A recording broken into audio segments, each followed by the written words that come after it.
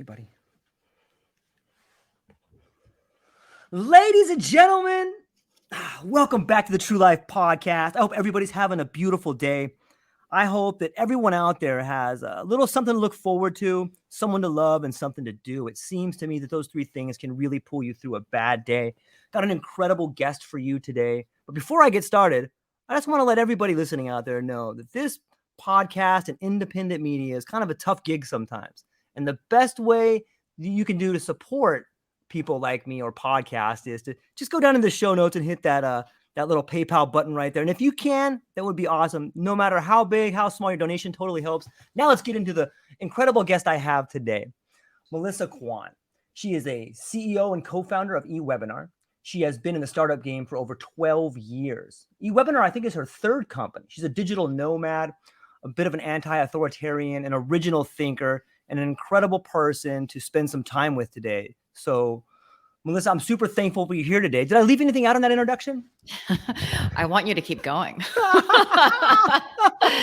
Thank you for that wonderful introduction. I think that's the best one I've ever had. So feel free to just continue to compliment me.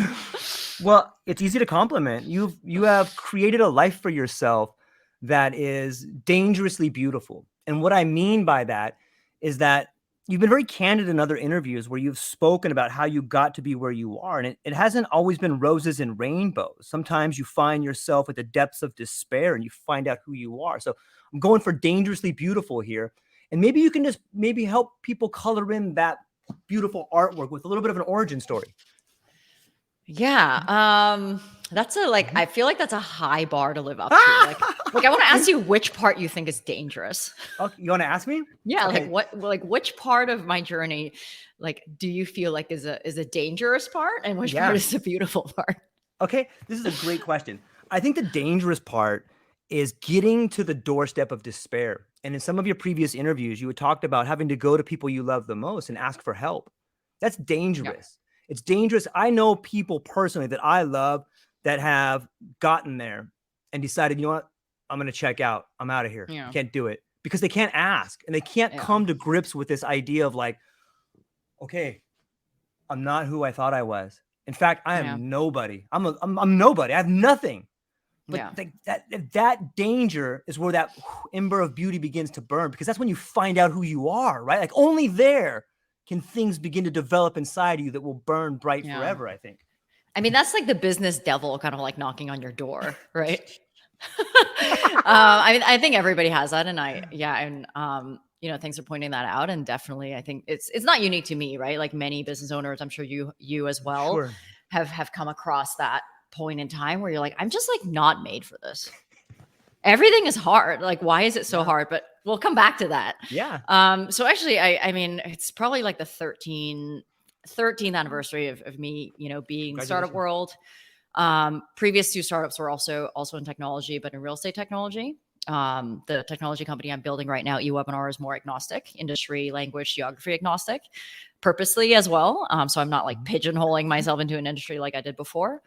But always been bootstrapped. I think that's like kind of my claim to fame. Had some family and friends funding and obviously put in like all my own money, like including taking out loans that I couldn't really pay back for a long time to fund this thing. And of course, like using the best kind of funding as well, customer revenue, to fund these startups. My second company, I ran for 5 years and was acquired in 2019, which gave me the capital and the confidence to start, this company. But I didn't sell my previous company for retirement level money. And so I actually had to start eWebinar 2 months after that company was sold, because I just didn't want to work forever. And, anything you start, I think it doesn't matter how much experience you have, takes 5 years, right? Like a couple years to conceptualize, get it out, couple more years to, see meaningful revenue, and then probably a couple more years to feel comfortable with it. So I didn't really want to be working forever. And that's why I started eWebinar a couple months after. But that's a company that I'm running now. And I think the thing that I want to mention, and we can get into it as well, is how much more intention I started eWebinar with compared to before, because I had the experience And, really the luxury to think about what I wanted to do next. In my first 10 years, I just did things because I wanted to make money. And I don't mean like that as a bad thing, because I was young and I was hungry and it was all I knew. Like, I didn't come from a family of founders and entrepreneurs. So everything I learned took longer because it was like a lesson that I had to figure out myself. Right. But I was never truly happy with my 2 previous companies. I was always in survival mode. And there were just a lot of things that I would have done differently. So I was able to, take a few months off and think about like, what is the company I want to start next? And it wasn't, it didn't come from a place of like, okay, what's the product that's going to make most money? It came from a place of, what is the company that's going to give me the life that I love the most? And what is the thing that's going to make me most happy? And that's how I chose the company, the product, the idea, and the people that I work with today, versus, my previous 2 was just like, okay, what is the thing that I'm good at? What is the thing that I can sell? And how can I make money? So these are the things that I feel like I'm like a huge advocate for now, like having lived both lives, and how much more content and fulfilled I feel today, even though, starting a company is hard, because everything that I do is now feeding, my happiness versus, the thing that puts most money in my pocket. Ironically, when you do something that you're happy with, you make the most money. Imagine that. Yeah, imagine that. It's hard. It's hard to get there though, because we're so conditioned at a young age to think that material gains are what provide us our happiness. And I come from that culture, right? Here, here. I'm coming from like a very traditional Chinese family where, you are expected to be a professional, right? Like a doctor, an accountant, investment banker, something really stable, right? And my parents were not entrepreneurs. So I grew up thinking, okay, this is what my path was supposed to be. This is why I was put through university. My dad, like I used to joke that, and it's not really a joke, but I grew up in a shopping mall. Okay. Like other parents would take their kids to like camping and stuff. Like my dad would take us to like shopping malls, and my dad would buy me like Rob Reports, like the luxury magazine, so I could see all the things that I could buy if I had the money to buy it. And these are not like, nice shoes, right? These are like private islands and like giant mansions on like their own islands. So I grew up really in that culture and attaching my self-worth and my success to material things, which I don't think is like, it's not a bad thing to like stuff. Right. Like I like stuff. I like, experiences, but it is bad if your entire self-worth is tied to that thing, because you are then not seeking, validation internally, right? You're waiting for someone to congratulate you on the thing that you have. But that's actually where I came from. I think it speaks volumes of that. First off, your parents must be incredibly proud of you. They must have seen, you should bring a Rob report to your dad and be like, hey, we got him.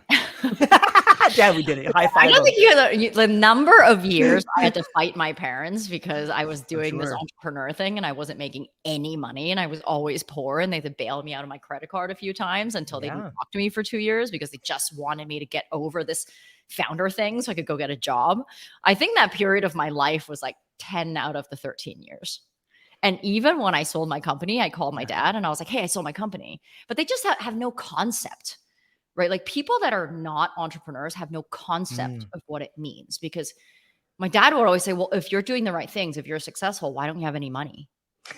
So their idea was like, you are not taking your life seriously and therefore you have no money. They're not ever thinking, oh, you're really trying really hard at this. And this thing is really hard. And that's why you have no money. It's because you're sticking to it. That's why you burn through all that capital. So they just don't have a concept of that. So even when I sold my company, I was like so happy and I wanted them to be proud of me. But the first thing he said to me was, so exactly how much cash are you going to have in your account? I'm not even kidding you. And I was just like immediately soul crushed, but like also understanding, like at that point I was old enough to not blame them for, not being proud of me in the sense that I wanted them to be proud of me. Like it came from a good place because they just wanted to not take care of me anymore or not worry about it. But that's how little they understand about what I'm doing. But at this point, it doesn't even matter. You have a great quote that says, if you want to make money, don't be an entrepreneur. And I think that there's something to be said about these incredible feelings of being really liberated when you've just left everything that you have behind, when you're completely in debt, but you're doing what you love. You're like, yeah. And you tell people and they're like, you are a psychopath. You're going to lose everything. I don't know what you're doing. Don't even talk to me. You're cancer right now. Like there's a weird thing happening in there, right? Yeah. I mean, I think that only happens when you're younger, or maybe it's not like an age thing. Maybe it's more like an experience thing, right? Because like I think about who I was in my 20s when I started my first company and then also my second one, and how like blue sky I was and how everything seemed really easy. So I think it's just the way you verbalize and express yourself and the way you feel like you need to tell everyone what you're doing, because in some ways you're seeking external validation. Makes people have that reaction. Nowadays, I'm like, when I meet someone new, I'm like, please don't ask me what I'm doing. Like, I do not want to explain to you. Like, one of my biggest pet peeves is like somebody comes up to me in an event and be like, oh, what do you do? Oh, I have a software company. So what is it? Oh, it's a webinar. So like, exactly what is it? That is just like my biggest pet peeve. But before, I love to talk about myself, right? Because I wasn't successful, right? I was struggling and I wanted someone else to tell me that it was going to be okay. All right. So I do think that like part of the reaction that you've just mentioned is just almost a result of how you express yourself. It's a great point. It's a great point to think about it. It brings up this idea of the mission statement of what eWebinar is. I think it's a great mission statement, and I think it kind of sums up a lot of what we were talking about. Can you the mission statement of giving people their time back, right? Maybe you can talk a little bit about that mission statement, what it means to you, and how it translates into what you're doing with eWebinar. Yeah. So one of the things that I really wanted in my next company, right after my second one was sold, it was like, I wanted to do something that I cared about. And like, it wasn't like I wanted to start a nonprofit, like not that kind of thing. Like I wanted something that was a reflection of me and who I am. And freedom has always been my number one priority. That's why we always had a remote team, never had an office way before it was cool, right? Like I just wanted people to have complete freedom and control over their time and where they lived, because I wanted to live that way. And, so that's number one, is like, I just wanted to do something I cared about. Like in my first two companies, I sold software to real estate agents. I mean, it made me money, but it wasn't something I was like super proud of. Right. And it wasn't something that was a reflection of who I am. Like I went into real estate and real estate technology because that was my experience. It was like one of my first jobs, and it was like where my connections lived, and I knew what to do in that industry, but it just wasn't me. And I think that was a big part of why I was just never fully happy. But I was like too deep into it. It wasn't like I was going to make a switch. But also like the problem of doing the same webinar over and over again. And that's a problem we solve, right? We take any video, we turn it into a webinar, so you never have to do them live. And I'm not talking like one-time recordings like what we're doing now. I'm talking like your demos, your training, like all the stuff that you want to be doing every single day, but you just don't have the brain power, nor is it like, does it make financial sense to do that? So I lived the problem of doing the same webinar every single day, sometimes multiple times a day for my previous company, because we were always bootstrapped. And so it was just a problem that I knew intimately well. But the reason why it was a problem was because I was already nomading around the world. And I was doing these webinars on like opposite time zones. It got to a point where I would land in a new city and I would go to the hotel or Airbnb, and I would have to test the internet speed like right away to see if I can run this this webinar. And if it didn't, I would have to go buy like a portable Wi-Fi or a local SIM card because I had this training that was coming up. So it was actually infringing on my lifestyle and my freedom. And I always hated how I spent so many years earning that freedom that I had finally. But then my freedom, my schedule was completely tied to my customer schedules of when they wanted the training for my software. So I always dreamt up this product that could free me from all these repetitive webinars and just allow me to live my life more. It would give me my freedom back. And this was just one of the things that kept surfacing in my mind is like, why isn't there something out there that's good enough to be me so I can just go and like live my life? So that was kind of where it came, is like, I knew I wasn't the only person living this problem. Like I knew so many different people, so many different founders and entrepreneurs running small businesses like mine that can't afford to hire a team of people like doing trainings for them.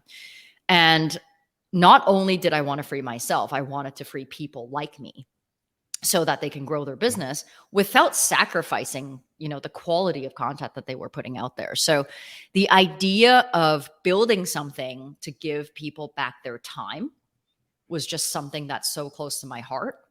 And now that we have the software, like just to give you an idea of scale, like last year in 2022, I did 3,000 demos because people just come to our website, they join a demo. I'm not actually there. And I didn't do a single one live. And I don't have any salespeople. So that's the scale and impact that it can have just on myself. And it's cool to be able to provide that for other people now. Because back then, like when I sold software to real estate agents, they just yelled at me all the time. Like it didn't matter that we were putting our heart and soul into creating this like amazing software. Like it was an open house check-in software for them. But now like we actually have people thanking us because, they're going on their first vacation in 2 years because of this, right? I was able to go to Burning Man and disconnect for 9 days because we have this, right? Otherwise somebody would have to be in my position. So that's kind of where the idea of freedom came from, is like, it's just something that is so close to my heart, but it's also a problem that I live with for many years. And the other thing is, I think a lot of business owners start companies to be free, right? To have their own schedules, call their own shots. But then as the company grows, as your customers become more demanding, they work more in their business because they feel like they need to, or maybe they don't have enough resources to hire people to replace them. And then they forget that, freedom is the primary reason why they started their company in the first place.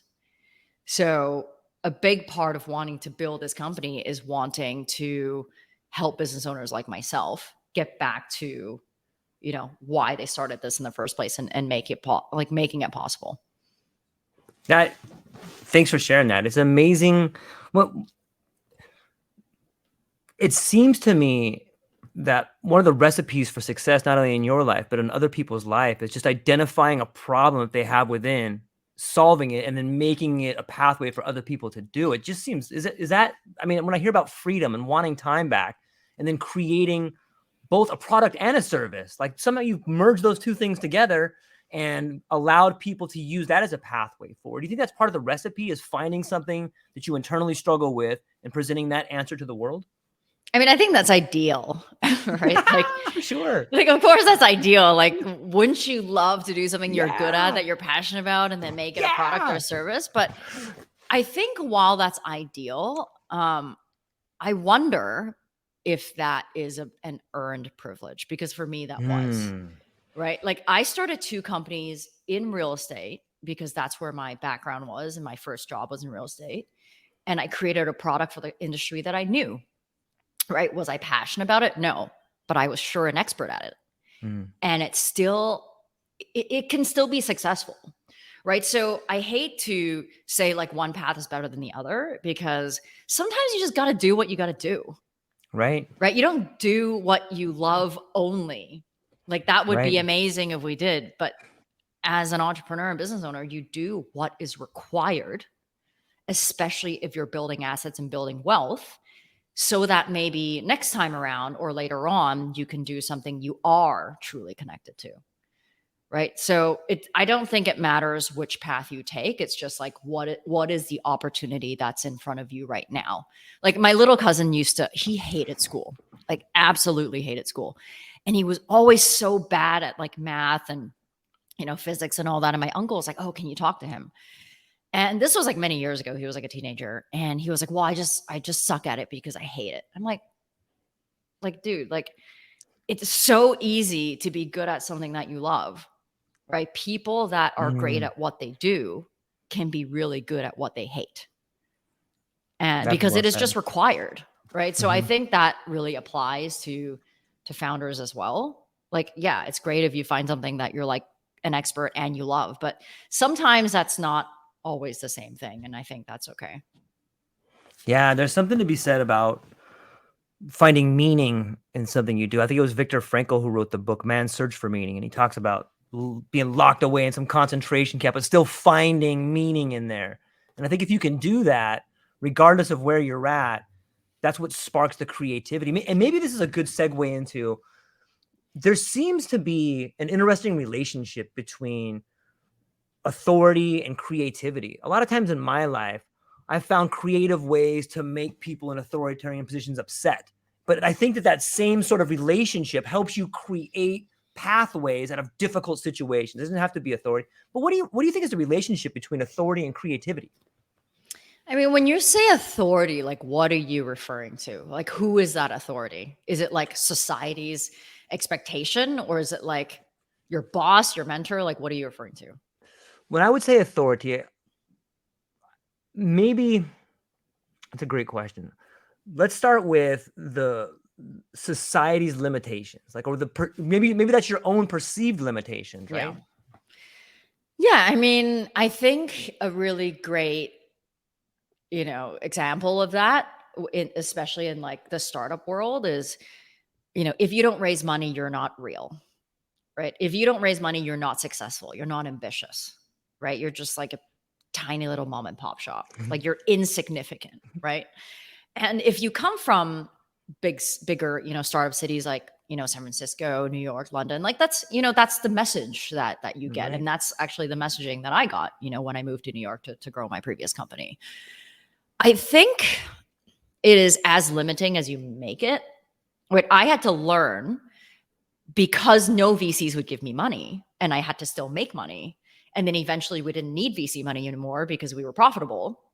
So like I saw both sides of the coin where like, you do a certain pitch, you fit into a cookie cutter, like, slide deck so that you can raise money and everyone does the same thing versus like not needing that. And then understanding that businesses exist on many different spectrums, right? So I think it's as limiting as you make it, because when you fit into what society wants you to do, like there is a template for it, right? There is a process for it. It's like, you don't go and make your own slide deck. Like you download them from the internet and it is in a certain order.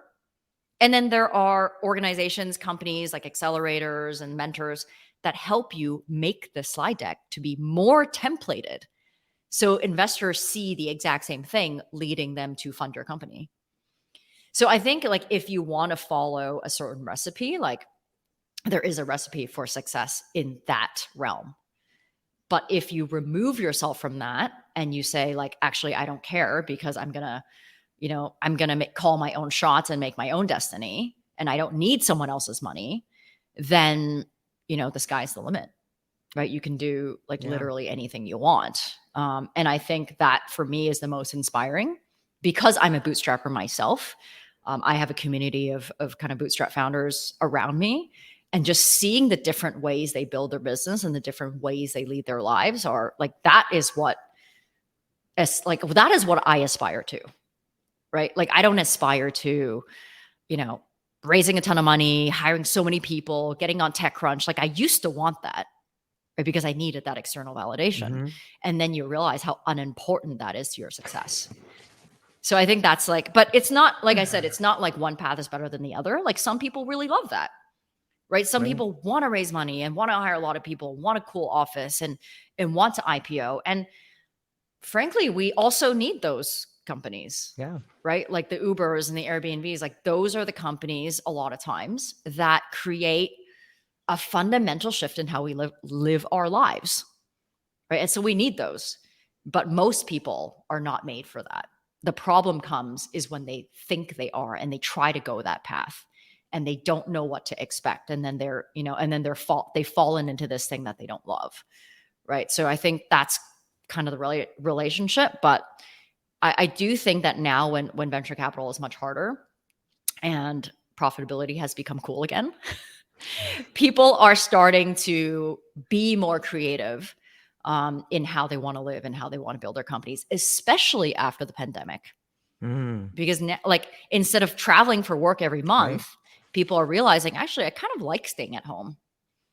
And that's, fueled, I think, kind of the next generation of founders and business owners and what it means to be a business owner and not fit into, the cookie cutter kind of template that your peers have told you that you need to become. It's so beautiful. It's so like meta in a way. Like my grandpa used to say, if you want a new idea, read a really old book. And in some ways, it's a pretty good quote, right? Yeah. And in some ways, we start talking about, oh, it's cool to be profitable again. And then sometimes we talk about the rule of authority and creativity. Do you see, and then we have COVID come, where everybody's back home, we used to travel. Do you see like this series of pattern that maybe it's not that history repeat, but we're rhyming in a helical model moving upwards in some ways. But do you see a pattern in that particular movement of business and ideas that we're on now? Yeah, I guess I'm not like old enough to see those patterns, right? But I will say that companies used to only thrive on profit. So just based on that, I think, we're definitely back there. Like, I mean, how old is venture capital? I don't know. Like, is it 30 years, 20 years? I'm not sure. But like, companies used to have to make a profit, and it's not just tech companies, right? It's like your coffee shop next door, right? The vendor down the street.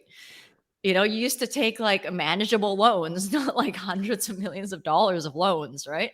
So from that perspective, I think, yeah, we're probably going back to where we started, but I think there's just not so much a pattern, but maybe a shift in control. I love it. Right? Like, yes. Like taking back control, like where it's control of my time, of my productivity, of my career, right? Like, the gig economy where you can, be a food delivery driver, on the weekend, but you can also have this other job, or you can be a contractor on Upwork, or you can just, quit your job and be a contractor for your same company. And you're willing to lose those benefits, but then now you can work remote full time. Whereas when you're under them, you couldn't, right? So I think there is a shift in taking control of your own destiny. And that has been made, I guess, possible by technology, right? Like having more transparency, having more ways to pay, having more ways to communicate, right? Having more ways to be in front of someone, or even just asynchronous communication, but having the ability to be in front of someone, but not actually be physically there. And that's, opened up a whole new world of like, if I can have control over my time in my life, like how do I want to spend it? And I think that's all related. Yeah, that's beautiful.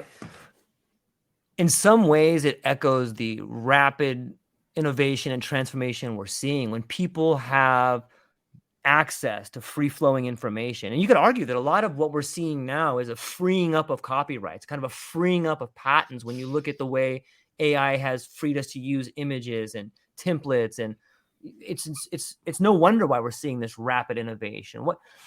Here's an interesting question. As someone who is developing sort of this Web3 technology and these companies, and as an entrepreneur, it seems like social media has a way of alienating us in a weird sort of way. Do you think that what you're doing on some level makes people more alienated from themselves, or does it open up themselves to be freer to connect with people? Yeah, I guess that's an interesting question, right? It's like, I mean, when you say alienating, like give me an example of what you're referring to. So I love talking to awesome people like yourself and all these guests on here. And I find myself in my living room, which is awesome. I got all my books and my map behind me. It makes me feel good about myself. But I'm alienated from the people that I used to spend a lot of time with at the old job that I was at. I'm alienated from my family, and I'm alienated in a way that I have this chamber of people with whom I enjoy speaking, but I am sort of siloed over here in a weird sort of way, and I don't know if I feel it. Yeah, I mean, I think it's not so much like social media, it's just technology, right? Like, allowing people to connect without actually meeting in person. I think I can only speak in my perspective, my point of view. I want to be alienated from Me too. I want to be alienated from work people, honestly. Right? Like I love talking to you and I love being on podcasts and like I want to be on, some digital based conferences, but I spent 10 years going to conferences and sitting at booths and smiling at people that walk by and trying to get them to like come to my booth. Because because the company that we have a partnership with has it in our contract that we have to fill their conference, hall or whatever. And it's just like the biggest waste of time, but also like super not environmentally friendly, right? This kind of stuff. But it was required and very expensive. So, I mean, I don't want to spend my time with work people in person. So I've chosen not to. And that was actually one of the non-negotiables that I had coming into eWebinar. So I don't think technology makes it such that we're more alienated from people. I think it makes it such that we are able to choose better who we spend our time with, because there are still business conferences I can go to. SaaStr just happened and I could have gone if I wanted to. But I could be more choosy with my time. Right. And I want to spend all my in real lifetime with my friends and family. In fact, like I have a no call, no networking, no conference rule. And people are like shocked by that. But I always say like, it's not personal. I just don't do it. And some people get offended, like 10% of people get offended. And they're like, oh, don't you want to build your business? I'm like, not with you. Because if I want to build my business with you, I would be meeting you. Like how many call requests do we get like every day on LinkedIn? Like, hey, do you have 15 minutes? Like if I gave everybody 15 minutes, I would have no 15 minutes. But unless you are a friend or like a super close friend of a friend, like I don't even take a Zoom call because every time I've done it, I've regretted it. And it just gives me no ROI. And it's different if you're like, hey, I've got this friend. Can you help them do this thing? And can you connect with them? Like, that's a different thing. But it's like, hey, do you want to connect so we can network? It's like, no, I do not want to network. I've networked enough. I've hit my quota of networking. So I think it's beautiful in the sense that it allows us to be more choosy. And that goes back to taking back control. Back then, I had no control because I needed to go to this conference and sit at a booth because it was required of me. And that's how my software was sold. So I needed to do it. Yeah, I didn't have to, but I would have to suffer on my revenue. But that's why I built a company that could be sold, 100% over the internet. That was also one of the non-negotiables that I had. So I actually think technology is beautiful in that way. Yeah. And you can choose who you spend your time with in real life and also, connect digitally. So I think it allows us to like cut out, all the kind of BS and all the garbage that we used to have to do because it was just a thing that we had to go to. I don't know if you like experience the same thing. I do. I think that the answer to the question, is that really necessary, George? The answer to that question is yes, it's imperative. So I think that all the things that we went through and all like these cardboard cutout middlemen that we needed to have agencies for things. I think that technology is giving people the ability to build parallel economies. And whether that's with your time, whether that's with money or NFTs or whatever you choose to exchange between peer and peer, I think technology is the foundation on which we're building these parallel economies. And you and I can have an economy, and my wife and I can have an economy. And it's really incredibly liberating to understand what that means for you, your family, your loved ones, your time. And I'll give you an example. I was speaking to a gentleman the other day, Israel Wilson, who's we talked a little bit about the Bored Ape Yacht Club NFTs and why they were so successful. And it fleshed out this idea of, imagine a collective of artists and engineers and intelligent, fun people getting together, and we all pitch in $1,000. We have $1,000 token. And I'm like, whenever we have that token, I can call in my favorite. Hey, Melissa, here's my token. I really need help with this SaaS product over here. I need your expertise on this. You come into my rescue. Hey, George, I really need help with this podcast over here. These ideas. Boom, I'm coming to your rescue. We've just created this artistic enclave of productive power that will allow us to propel ourselves into the next world. And that's happening right now, Melissa. Like, I see it happening. It's really exciting for me and other people. And I wish more people would get on the technology bandwagon and see technology in AI as this tool that might be, I look at it as like all these little things like the scaffolding on a rocket ship, and they're falling away. And now we're finding ourselves kind of lifting into space a little bit. So that was a long-winded way of saying, yes, I think technology is doing something similar. Yeah, I mean, it's not going away, right? So you can take advantage of it, or you can hate on it, right? And I think the other thing I want to mention, is I think it does shut out some relationships, but it also means that you have to be intentional about building relationships. It allows us to build deeper relationships because it doesn't require us to be physically there. Right. Because we're so text-based, we're so asynchronous based. And also I've met a ton of friends that I would call my friends that I would never meet in real life. Isn't that crazy? That is. I have a community of founders on WhatsApp that we can just throw questions out to. And, it's a pretty tight community of 30, 40, founders that are kind of in the same stage. But these are people who may never meet in the rest of their lives.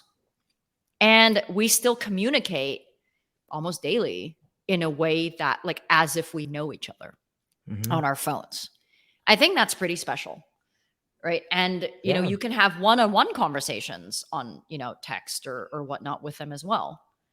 And and even with my parents, I come from a culture where you don't talk to your parents in real life ever.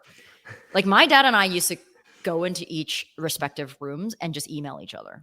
So because it's just so awkward to have a conversation. And so it's also allowed us to have deeper conversations because it removes the awkwardness of face-to-face. And I think there are like bad things about it. Like people, like, you know, certain people, it makes certain people, I guess, have like digital personalities. So it's probably bad for like online dating if that's all you do.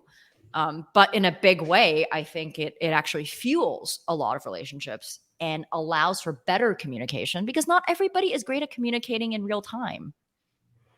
Right? You need to think about something and write it down before you hit the send button.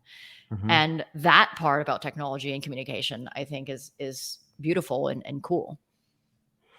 Yeah, it's a fascinating way to investigate relationships. I think it's Lloyd Lobo who says that relationships are the new currency. And I can't help but see in my own life the relationships I have made that have echoed some of the things you're saying. People I never would have spoken to in my life, where I've been able to ask some questions, and then that starts a relationship, and you're like, son of a gun, I never thought about it from that angle. That's amazing. And it's the emotion was stripped out of it. It was just it's like sitting next to someone on a plane. Like you have this long conversation with somebody sometimes. You don't even know them, and you just walk away and never see them again. But similar with a WhatsApp group, like you can have this brain trust of people with whom you're not physically or truly emotionally tied to, and they'll give you their honest opinion. There's something beautiful about it.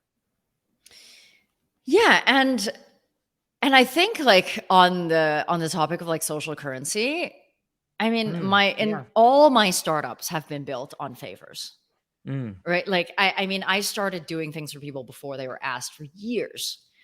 And it's not like, hey, George, can you do me a favor? It's like, it just becomes the thing. Like, especially I think as founders, like anyone that's walked the same path is like, okay, this is really hard. And I want to work help other business owners. It just becomes a very natural thing. You know, and the more, like, if you're in this brain trust, the more other people see how, you know, everyone else is helping each other, the more they want to contribute. So I think I think it's investing in relationships is something that needs to be very intentional. But it's definitely something that, you know, you have to give out a lot first without like expecting something in return. But yeah, it's absolutely like the currency. kind of like I'm a huge fan of Carl Jung and that particular tree of philosophy. And it's one of the lessons I've taken away from him is that everybody you see is like a mirror of yourself. And it was only a few short years ago that I started really understanding that the people that I despise in daily lives that I would see all the time, like, I hate this guy. I hate talking to this person. Dude, why do I talk to him? The more I realized that person was showing me what I hated about myself, and it was like, oh, this person is weak. And it was like, I'll tell you a quick story. People may have heard this before, but it's a fun one. So there was this guy at my work a few years ago, probably like 8-9 years ago.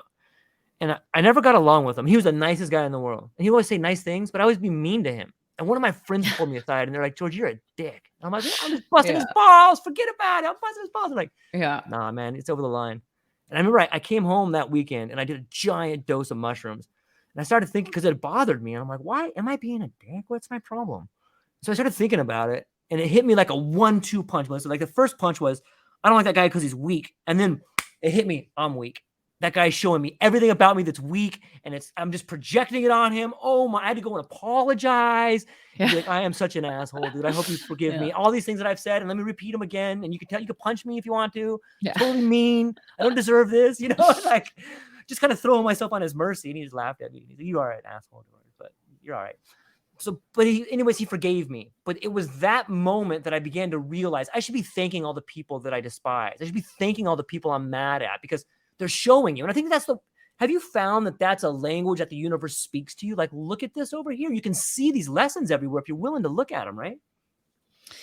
Yeah, I've never had like a similar experience because the people that I despise and I just don't like being around, I just cut them out of my life. Like, I have no problem just like not being around them. Like, it's just a waste of my energy.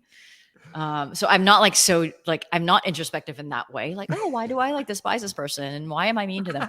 I try not to be mean to people. Right. But I actively curate. Like, curation is the key to my life. And now that I'm older, I feel like I just turned 40 like a couple months ago. So I feel like, thank you. So I feel like I've unlocked another level of discerning. Totally. That I could be like, no. It's like, can this person join this group? No. Look, I don't know this person. And unless WhatsApp, decides to not announce to everybody that someone's been removed or someone leaves the group, I can't just willy-nilly include people in these group chats. I've never met your friend. I know we're going to the same event on the weekend, but I've never met your friend. So curation is the key to my life. So I do think it's important, right? To actively cut people out of your life that drains your energy. Who has time for that? Yeah. Boundaries, right? This idea that you have to have healthy boundaries, whether it's, work life. How do you navigate that? Was there a time in your life where you had to curate the new boundaries? Like when you talk about going to New York and all of a sudden seeing the way these slides act versus, hey, I don't really need that. But was there an evolution of your boundaries in your career? Can you talk about that? Yeah, I think it's all, for me, it's not like I have my work life and I have my life, right? I think the word work-life balance has always been weird to me because it insinuates that you have two lives. I think that the two should be intertwined as a single life, right? If you find something that you truly enjoy working on, like in your professional life, it's just part of your life. And so I don't feel like people can compartmentalize who they are. So how I treat my professional life and my personal life is actually very similar. When I moved to New York was probably my least discerning, period of my life because I didn't know what I was doing. I moved to New York from Vancouver. I didn't have any friends. So every person that I met initially was through one other person. They connected me on Facebook and I'd be that new person begging people to have dinner with me. And then I went to every single startup event to try to meet people. And then I started this co-living house where I would just hang out with my roommates. So I just met everybody. And because I needed to build a new life in my early 30s where everybody had established friend groups, in a foreign city. So that was pretty hard. But I guess I started to become more aware of how I needed to cut out energy vampires like maybe just a few years ago, right? Like I used to, you know, invite people because because my friend knew that person, even if I didn't like them. But it just drains so much of your energy that it's just, you know, not worth it. So I started to become more discerning in that sense. But I was also then, you know, applying that, I guess, in my professional life is like, there are people that are just sucky, right? I'll give you an example. Sure. You know, there are so like one of the types of people that bother me the most professionally are like humble braggers. And they're just out there to make you feel bad, but they're not out there to make you feel bad. That's the result. They're out there to make themselves feel good. And when you are a struggling startup founder like I was for the first 10 years of my life, hearing about how amazing someone is doing, especially in the same conversation where you're telling them you're not doing well, is like the last thing you want to hear. And there's so many of these people that just want to like pat themselves on the back and like let them know, like they're like, oh, I'm working on this really big deal right now, but I can't tell you what it is. But it's going to be life changing. There's a lot of those, especially in big cities. So I've, you know, actively, like these are like energy vampires that I like actively cut out because it just makes me feel bad and it's not productive. So in my professional life, I think that's kind of the path that I'm taking. But now, like I don't have any friends in my social life that are like, you know, that are just work related. I keep those. That is one thing I keep fairly separate because, you know, I don't need to make friends with my work. But yeah, I think that's what do you think about that? It's true. I think that a lot of times people are seeking validation from other people. And again, with my grandpa, the emptiest barrel makes the loudest sound, right? It's just this giant. Your grandpa's a smart man. You need to have a quote, like a page or a book of quotes from your grandpa. His fifth wife shot him 5 times. He's an awesome guy. He's no longer with us. Papa Bob, we love you. But yeah, it's true. It's and you can see it. Doesn't matter if you're in a big city, a small town, if you're at your community center or you're at a big event somewhere. The person that's always telling you how great they're doing is probably the most insecure person out there. And if you get too close to him, you're going to get it on you a little bit. So you should probably try to stay away from him, you know. But I've seen that in my life too, and I think it's a strain of illness that infects us. Because if we're honest with ourselves, we all find ourselves wanting other people to see us for the greatness that we think we have inside of us. And I think that the person humble bragging just hasn't found a way to get people to see him in the way they want them to. So they're desperately trying to, like, hey, well, it's just our ego, right? It's like everything stems from that, you know? Yes. And you know, it's like how, like, I mean, it would be great, I think, if everyone understood that. Because I think we all start with a big ego. Like that's why we started. That's why we started a company in the first place. Right. But it actually doesn't serve us. Like it's the ego that wants to be like validated and wants to be celebrated. And like, you know, there's another type of energy vampire that I caught. It's like the person who's always trying to teach you something. Like, I didn't ask for this advice. And also like, you haven't walked the path that I'm walking on. Like, and I don't know how to end this conversation, but you need to stop teaching me right now. You know, there's just a lot of those people, or like, you know, they raise a bunch of money and they think like they believe that they've earned this authority to like start teaching you things and like telling you should build your business a different way. It's like, I don't need this right now. But yeah, there's a lot of that, like I guess in the business community, which is why, you know, I actively stay away from that right now. What do you think is it seems to me that the avenue of lived experience seems to be a much more fruitful environment than the level of the classroom. I'm not saying we don't need both, but it seems to me that if you can speak to someone who has gone through the lived experience, then, and I don't know, I guess sometimes the teachers can have lived experience, but what do you think is when you look at the horizon of education in the future and you look at yourself and other people, you know, who have kind of bootstrapped themselves up and found ways to make things happen, versus someone that's going to school now and trying to learn how to be an executive? Are those just two different paths, or do you see those merging, or you see education kind of falling away in some ways? I mean, our education system is completely broken. Totally. Like, why do we have to learn calculus in high school? I'm not sure. Right? Like, why are we not learning sales and financial literacy and, like the basic things that allow us to make a living? Like, I'm not sure. So I think from that perspective, like our education system has never, like, has not, I don't want to say never because I'm not up to date, has not really been updated to educate us to be independent in life. And that's a problem, right? And maybe some universities that are more specialized are also doing that. And I think there are certain things that, you must need an education for, like if you're going to be an engineer or, a software developer or a doctor, like, of course, right?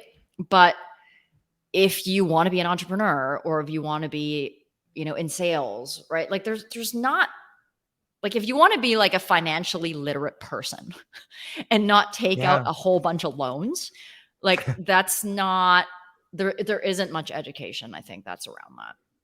And I think that's really unfortunate. And I think even if a school offers like entrepreneurship and business, it's like a minor, right? It's like a series of courses. It's not like a major that you take. And right now my partner's son is in university, and his younger son is about to go to university next year. So he's like looking at programs like this, and there's really nothing that allows him to learn what we do. And, that's, I think that hopefully that will change. But I definitely think that, there's a discrepancy between the education that our kids and teenagers and young adults are being taught today versus what is required to build like a fruitful, like rich, like independent life. Yeah, I wish that in school they would teach our relationship to fear and how to overcome it. How to take risks that make your life worthwhile. It seems to me that at least in the Western school and the public schools I went to was built on this tradition of you sit down and in front of an authoritarian figure, you're trained like a Pavlovian dog with all these bells and whistles. And you got to ask for permission and all these things. But it seems to me if we had a small, and I'm sure if we need money and stuff like that, but I'm just saying it seems to me a better model might be smaller groups and inviting people to talk about their fears and walking towards the edge of the cliffs and, just doing some things where you could show people like, hey, you could fall right there. What would you do if you did fall? We're actually going in the opposite direction. I don't know if you know, right? Like there's like, I mean, maybe it's a private school thing, but like my friends' kids, like they removed homework and grades and report cards. And like all the way up to high school. It's like, I forgot the word for this type of education, but I'm like, what if they go to another school where there are provincial exams? Like, how are they going to adjust that? How do they apply for university? Right? Like if they're actually actively removing fear and competition from schools now because they don't want to make people feel bad.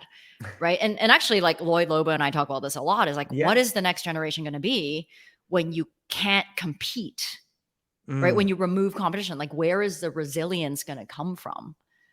Right. And I don't know the answer to that, but I can tell you that every time I've hired a young person, it's never worked out because they've either ghosted me, like ghosted the company and just didn't decide not to show up one day.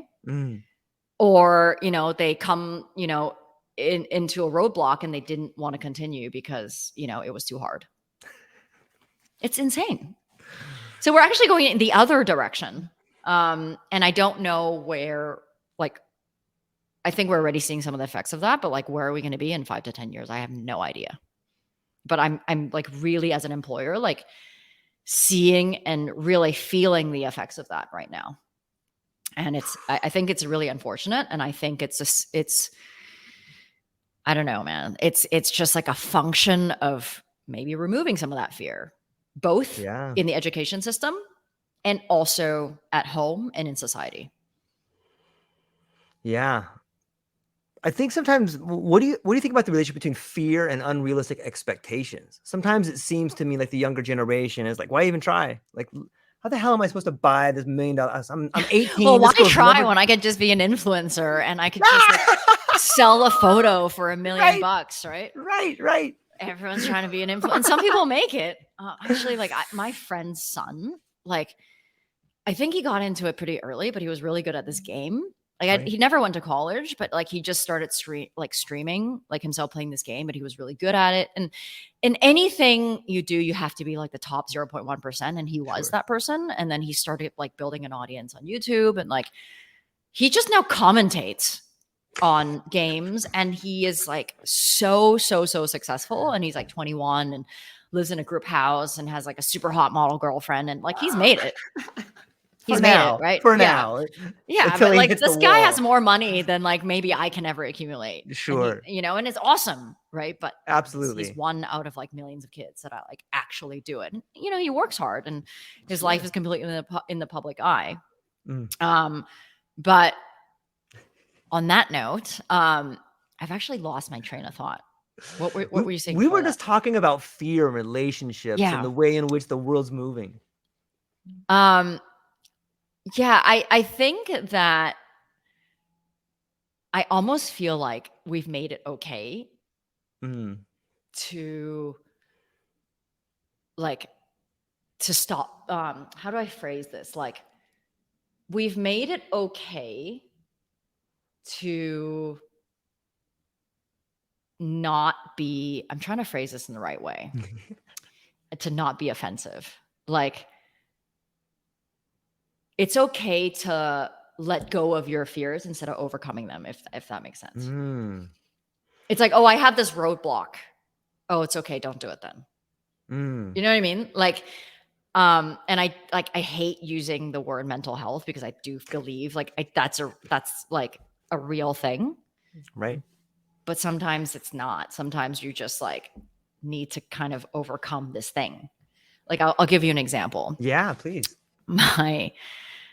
My COO was going to have this conversation with this person we hired. And like, we didn't know how to have this conversation with her, because it's like, she wasn't performing. It's been months. Like, and finally he didn't want to hurt her feelings. And then finally he was like, okay, I got to have this conversation with her, because she's just now creating work for me instead of taking it away.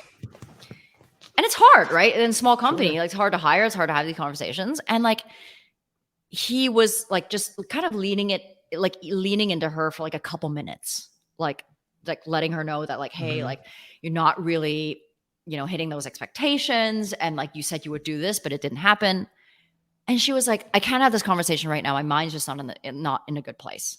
I need to go. That's so awesome. This is not the first time this has happened, by the way. So, like, I feel like there's some of like, okay, well, how, but then it's like, well, but then I don't want to not respect them. So at which point are you like respecting, this person that you're working with? And at which point are they weaponizing it?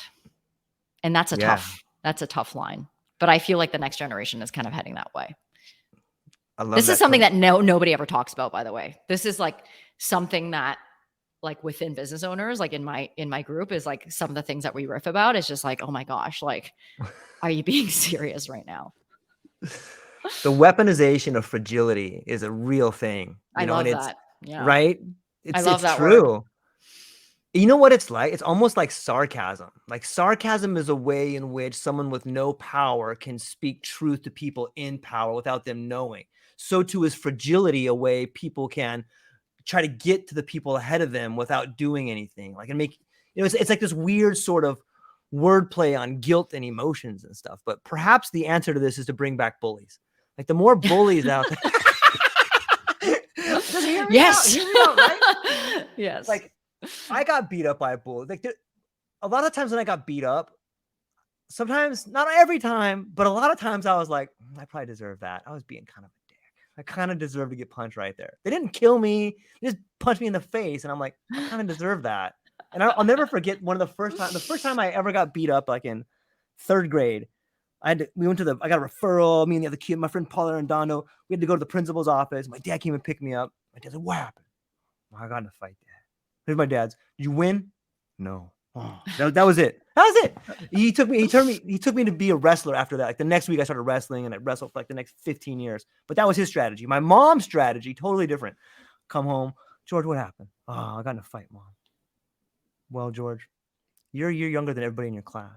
And you know what? You're not going to be a really tall, large man. And you're going to be younger than everybody for the next 15 years. So if you can't learn to fight with your words and win arguments before they end up in a fight, you deserve to lose. So from that point forward, like I got you need to learn how to move faster. Yeah, one of the two. You got to be fast. You're a little guy. You got to be fast. You got to be smart. You got to be quick. You know, you have to be all these things that you're not. But that's what bullies do. Bullies teach you how to overcome obstacles, whether it's the kid that's taking your lunch money, whether it's the kid that's saying mean things to you.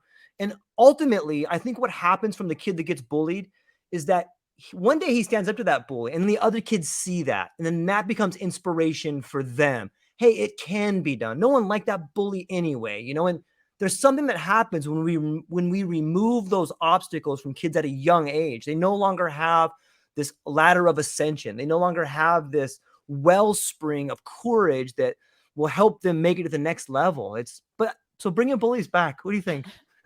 I mean, I think like bullies back then, you know, when you're talking about like taking your lunch money versus bullies now, has like it's just like a whole different vibe. Like people are really mean nowadays. And I actually, going back to our, you know, conversation about communication, is like, while digital communication allows you to build deeper, more meaningful connections, it also allows people to be like pretty nasty. Yeah. And then it lives forever. So I think that's where a huge problem is like, even when I do support, like I still do support for my software. Yeah. People are awful. Like they would never say that to me face to face. Like imagine if I was standing like at a cashier in a grocery store, they would never say half the things they say to me digitally. Right. And I don't have children like for that reason. I don't want them to like live through this like digital age of having everything live forever and feel like they need to be someone else. And I think it's hard to be a kid nowadays, but I do believe that, you know, we need to teach people how to stand up for themselves in a way that's maybe less physically and verbally violent. But yeah, I don't know where the line is, right? Like with, you know, bullying versus like, you know, teaching somebody a lesson. Because I do think that nowadays, like technology allows us to be like a whole different category of like a bully, and having something live forever on the internet is just like a tough thing to have as a kid. Yeah. Even as an adult. Yeah. You know? Like you have something like bad written about you, like it doesn't go away. Like as soon as an article goes out, like all these sites like start to clone it. Yeah. It's like a virus in a weird sort of way. It just keeps replicating, right? But that's what makes people like a totally different like talking track here. That's what makes people so politically correct nowadays. Fear. That like it's a bit boring sometimes to have these public conversations because everybody says what they're supposed to say versus, you know, what they really want to say. Right. Which is why having these like kind of closed communities is, you know, inspiring and meaningful because you actually get to say, you know, what you really want to say. You know, and actually Lloyd and I talk about this a lot too. It's just like, you know, you interview someone and, you know, and then they want a certain piece cut out because like the company didn't want that there. And it just makes every conversation kind of similar, right? That's why like, you know, I'm always open and honest because I don't have any investors.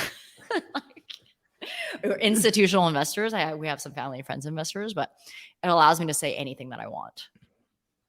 Yeah, that's refreshing. And I think that brings us to the idea of authenticity, and authenticity as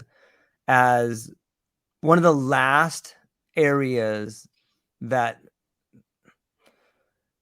speaks to people, I think, because it is such a cardboard cutout. There is so much political speak. There is so much of this and that and do's and don'ts with the commas and without the commas, you know, and like, it's just this authenticity is something that I think calls to people. So when you can say what you want, regardless of the company you work for, when you can say what you want, regardless of your sponsors or your investors, I think it gives you a breath of fresh air to everybody. Because I think on some level, everybody wants to say what's on their mind, but they are fearful of it, right? Well, I mean, I think it matters a lot if you're, you know, trying to grow your company, trying to raise the next round. If you're a public company, like it does matter because what you say has a revenue impact.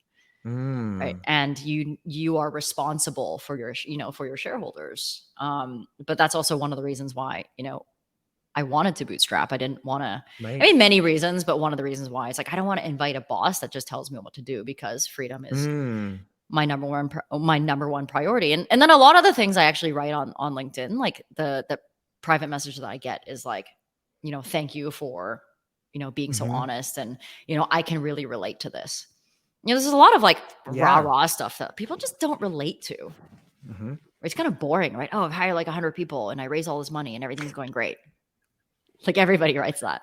Like you're not writing that for your audience. You're writing that for, perhaps the next investor to see, and then, people to tell you you're great, and then maybe they'll buy from you. So it goes back to your question about creativity. Yeah.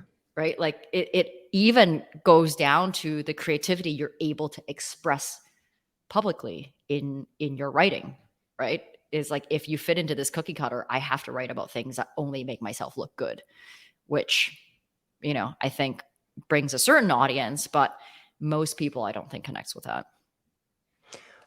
So how do you balance the creativity experimentation with bootstrapping? Like that's, or I mean, I guess you can have that authentic adventure if you are bootstrapping, but how do you must lose some of that creative experimentation if you're taking investor money, right? Like that's kind of what we're talking about. Yeah, I don't know the other side of the coin, right? Like right.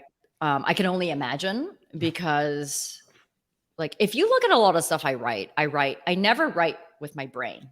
I write from my heart. And that's how I'm able to write, to translate something. Like I don't reverse engineer and think, oh, I want people to think this, I want more people to react. Like I don't know if I put something out there, people are going to engage with it, but I write what I feel like writing. But I could only imagine that if I had someone watching me closely and I needed the next round of money to pay my staff, that I would write very differently.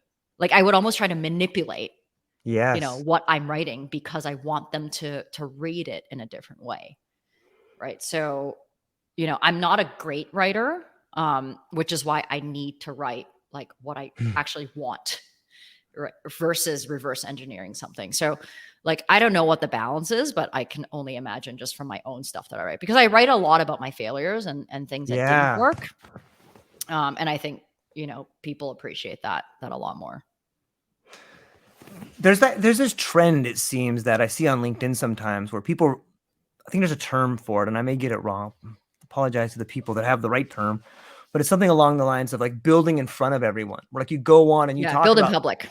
Thank you very much for that. Like this is an amazing trend. I think it leaves breadcrumbs for other people who have ideas or are trying to do things. Like you're fundamentally leaving not only clues, but like actual, like this is, I fogged up right here. Look at this, everybody. Come look how dumb I am. Come over here. Let me show you how dumb George is. You know what I mean? And like, there's something, I find it makes me want to cry sometimes when I see it, because I'm like, that's so beautiful. And thank you for failing right there. Like I'm going to use this in a way that is meaningful. So your mistake actually turned out to be something beautiful for me. And it takes a lot of heart and courage to do that. Right. Well, people don't want to be alone. Right. And like, actually like the kind of like news that these unicorns put out there, it's like cookie cutter news and posts and stuff. It makes me feel, and probably other people as well, alone. Right. Like I suck because all these other people are doing such great things and raising millions of dollars and hiring all the top talent. And I can't even get my revenue up. Like nobody's going to give me money. Right. So I think when you write about your failures, because everybody fails. Yeah. Right. Like how many investors do these people talk to before one investor gives them, a lead investment, and then some other investors follow? Like hundreds, but nobody ever talks about those. Right. Because you don't want to be seen as a failure. You can't. So I love putting out content that, is authentic to my experience. I only write about my own stories because nobody can dispute them. Right. But it makes people feel less alone. And I love that, right? Because it is such a lonely journey. It was for me too. Yeah. Right. Like living in New York, everybody's like, oh, I'm awesome. And you go to every startup event and everyone's telling you how awesome they are and how much money they raise and how, and then it makes you feel like you're not doing very well. And maybe you're not made for this thing. Right. So I think that's what makes what I put out there more authentic, but I also want people out there to know that like what they're experiencing right now is normal, right? I don't know who goes out there and launches a startup and builds it to $1 million in 12 months. It does exist. Absolutely. But if you look at a lot of companies that do that, they've had previous successes. They've also had millions of dollars pumped into it. And they were able to buy revenue through relationships and ads because they had millions of dollars invested. That is not normal. So I actually put posts out there that like breaks down how many months did it take us to get to $1 million, and like from 0 to 10,000, 10,000 to 20,000, like how long it took like for each step. So like, I think that's the kind of stuff that like people want to see. Yes, yes, and yes. I'm often reminded of this quote that something along the lines of, when the instrument becomes the institution, it no longer has the sharp edge to cut through. So something along those lines. I kind of butchered the end there. But when the instrument becomes the institution, that's when the corruption sets in. And sometimes when we look at the way in which tons of money tries to create the illusion of like a startup. I remember there was a great book by John Kiriakou called Bad Blood. And it talked about the young lady who was going to have she had this incredible startup. I think she was a billionaire, or I just remember reading part of the story. And she was going to take one drop of blood. From this one drop of Theranos. blood. Theranos. She is now in jail. I don't know why Adam Newman is not in jail, but she's in jail. What an amazing story of just like corruption and deceit and all these people behind the scenes, like creating this Steve Jobs cutout lookalike in some sort of way. But those people are psychopaths. They like, all are. Like actually, every one of them. Yeah, and then she like basically like this whole thing broke down, and then she still went to Burning Man like a week later, and like took selfies with her boyfriend, who I guess is like her now husband. I'm like, what is happening right now? I don't know. It's all very weird. But then there's more of those, weird. And that's not the end, right? There's like a similar one, like Frank or something recently, where this like 20-some-year-old like made up this whole customer list, sold it to, I want to say it's like JP Morgan or whatever, like one of these big companies. And then they found out that all the customers were fake. It's like, you have all these Ivy League bankers on staff and nobody figured that out. And then she somehow also like was so crazy that she put herself on their payroll and got herself like $20 million a year in salary or something. It's like, not only did you trick this company, you thought it was a good idea to be on their payroll and stay on their payroll, assuming they're not going to figure this out. Like, you think you're so smart. I don't know. It's so crazy, the kind of stuff that people come up with, but it sucks that this is the world that we live in, because I think it does inspire the wrong things.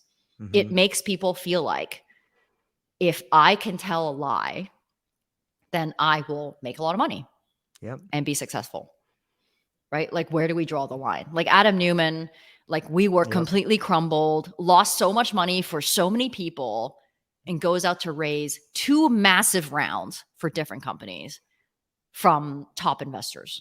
What message does this send, right, to founders, right? Like, it doesn't make sense. None of this makes sense.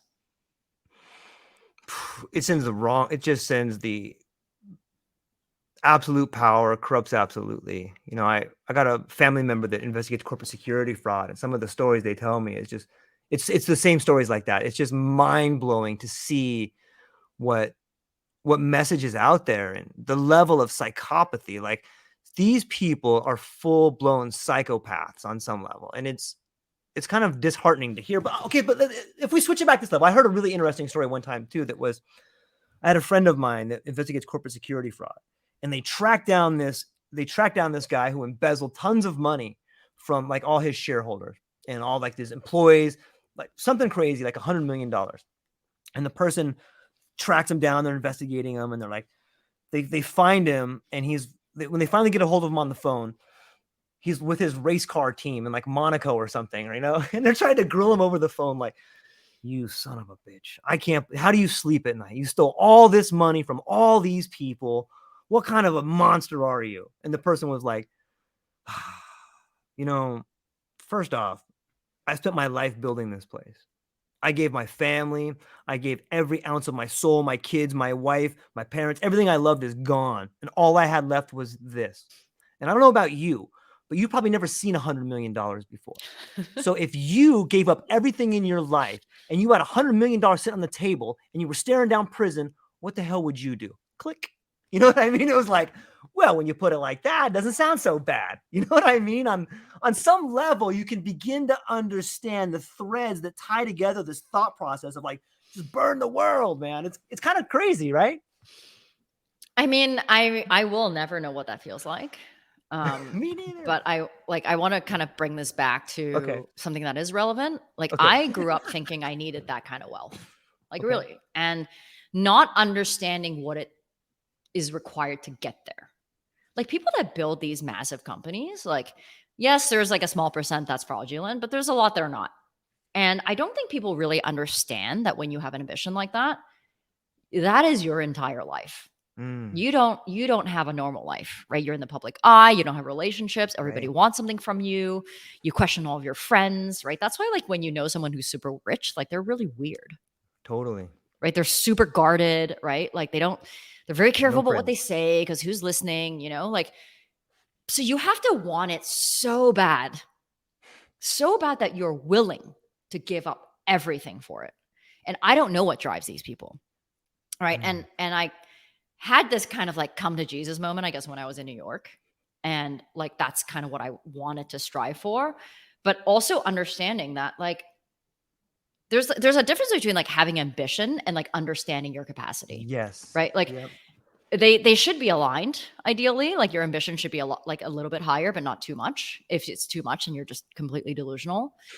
And I had a startup that was fine, but it was never going to get to that level. Right. So, and that was my previous startup. So I had this like moment where I was like, okay, why do I want that kind of wealth? Do I want it? Or is it because I was told that that's the right thing to do? So it was kind of a big realization for me to realize that I don't want that kind of wealth because I am not willing to change my life and sacrifice what is required to get there. And that's when, I'm sure everyone's heard this term like lifestyle company, where, investors kind of like paint lifestyle companies as this bad word. And if you want a lifestyle company, you're not ambitious and, you should just go home. But that's when I came to embrace the fact that I wanted a lifestyle company. I wanted a good lifestyle. I want to live and work at the same time. And it wasn't really until I embraced that I became okay with being a bootstrapper and stopped wanting validation and raising capital and wanting to be in the cover of TechCrunch. And that's when I started to meet other bootstrappers and then saw that, oh, you know what? Like if anything between $0 and $1 billion is called bootstrapping, like I'm okay with that. Or like it's called like a lifestyle business. I'm actually okay with that. So like starting this company, when I say I was more intentional about it, I was also more intentional about the goals that I set for myself, right? Like the financial goals that I set for myself to not be like delusional, right? I knew I wanted a company that pays me and everyone involved a good salary, right? Ideally like 2 times market salary. I realize that I don't need to own all the nice cars and boats and airplanes. Like all of that is kind of meaningless, right? Like, and the thing is like with the sharing economy, like you can have a weekend in a castle in Italy and then never see it again. Like how awesome is that?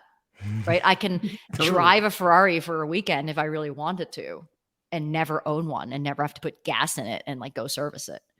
So we live in this economy in this world now where all of those luxuries are possible at a fraction of the cost. Right. So, and I think that was like such a relief. That was such a load off my shoulders to not try to get to something that I know I'm not made for. And I think a lot of people are not like that self-aware yet. Right. Because they just like, they have this goal that like everyone wants to get to and they think they want it. But like, do you know what's required? Like, to your point, like people spend a lifetime getting there. And then a lot of times they don't get to enjoy it either. Yep. Yeah. it's the regret. Like, there's a great book by Guy Debord. He's an old French philosopher, and I think the book is called The Spectacle of Society. And in that book, he talks about what we're seeing and what we're living through is this idea of being into having, and having into the illusion of having, into the appearance of having. And it's like, in some ways it's like, oh, and once you start thinking about that all the way through, like, all that's left is just to laugh, because you're like, oh yeah, of course I never had it. Of course it was an illusion, and you just start laughing because you fought so hard for this dream that you wanted to get. And then you realize, like, gosh darn it, I was being so silly. I should have just taken more time to tell this person I love them. I should have just taken a little bit more time to do this other thing, which brings me to this idea. I've been talking to a lot of death doulas lately, and I think this is relevant. And anybody who reads biographies will know this. People in their last days, they don't ever say, I wish I would have worked harder. They don't ever say, I wish I would have had more money. They always say, I wish I would have been a better husband. I wish I would have been a better father. I wish I would have been a better mother. I wish I would have been a better sister. And if we can piggyback on that language, that may help people get to the realization that you just said, that I don't think the picture is just now coming clear in my mind, where you know what it takes to own that dream? It's ridiculous, but you can participate in that dream. And what's the difference between owning and participating in it? Sometimes it's so much more beautiful to participate in somebody else's dream than it is to try to control all of the dream. But I love what you said there. It's beautiful. Yeah. Like, so David, my partner, he loves to say this one thing, that like, you love to own stuff until stuff starts to own you. Like, like everyone's had that brand new car and you don't want to scratch it. So you take up 2 parking spots. Right? Totally. You have this like super expensive watch and you don't want to scratch it. So you put your sleeve over it. Yeah. Or like, I love, like, our grandparents, like, they have this amazing leather couch and they like saran wrap it. Totally. And then you're just sitting on plastic. All this stuff that you own that you like, and then it starts owning you. Yeah.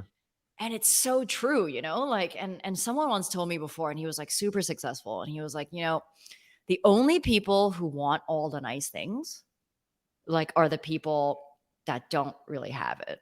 Right. Like they want other people to see it. It's not for them. It's for you.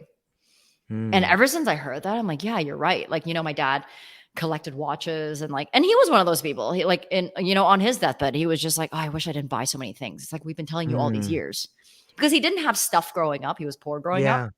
So then he wanted to he was like a huge overcompensator for material things.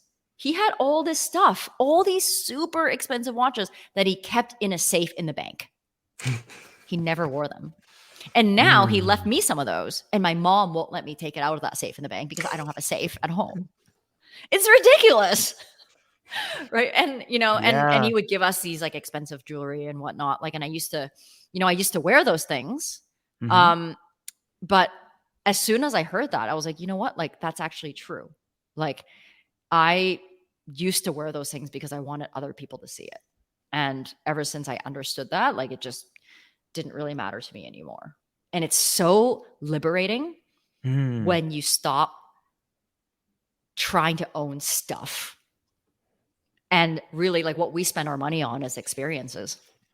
And sometimes with our friends. And like, those are the things that we care about most. Like, we'll spend so much money, like, to go somewhere, travel somewhere, stay in a super nice hotel, go on an adventure. But like, we won't spend money on like material things unless it's like our home. Yeah.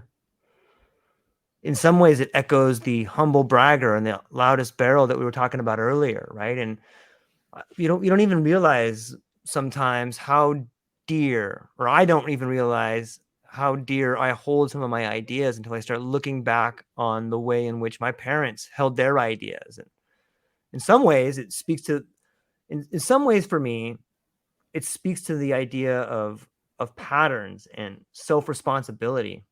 I guess by looking, so I'm kind of going off topic a little bit right here, Melissa, but in some ways it seems to me that there's a generational pattern that happens to us. And if we as individuals today can look back at the generation that came before us and see what their difficult things were, what they held on to, what they were good at, what they need to work on, if we can look at them as a lens, then we living today can fundamentally change the outlook of those tomorrow. we can radically transform our life by looking at the patterns of the people that came before us and look, oh, they held on to this idea. Maybe I should learn from that. Because too often the patterns that are given to us are just things that we act out and we don't think about. It takes a lot of courage to look back and just share the story that you shared with me. Hey, George, on my dad's deathbed, he held these things. Like, that takes a lot of courage to be open and say that about your family. But you can learn from that because you have the courage to think about that from a unique perspective, right? Like, I think that there's a lot of people, myself included, that are beginning to see the problems of the people in our past as catalysts for positive change in the future. Is that too deep out there? What do you think?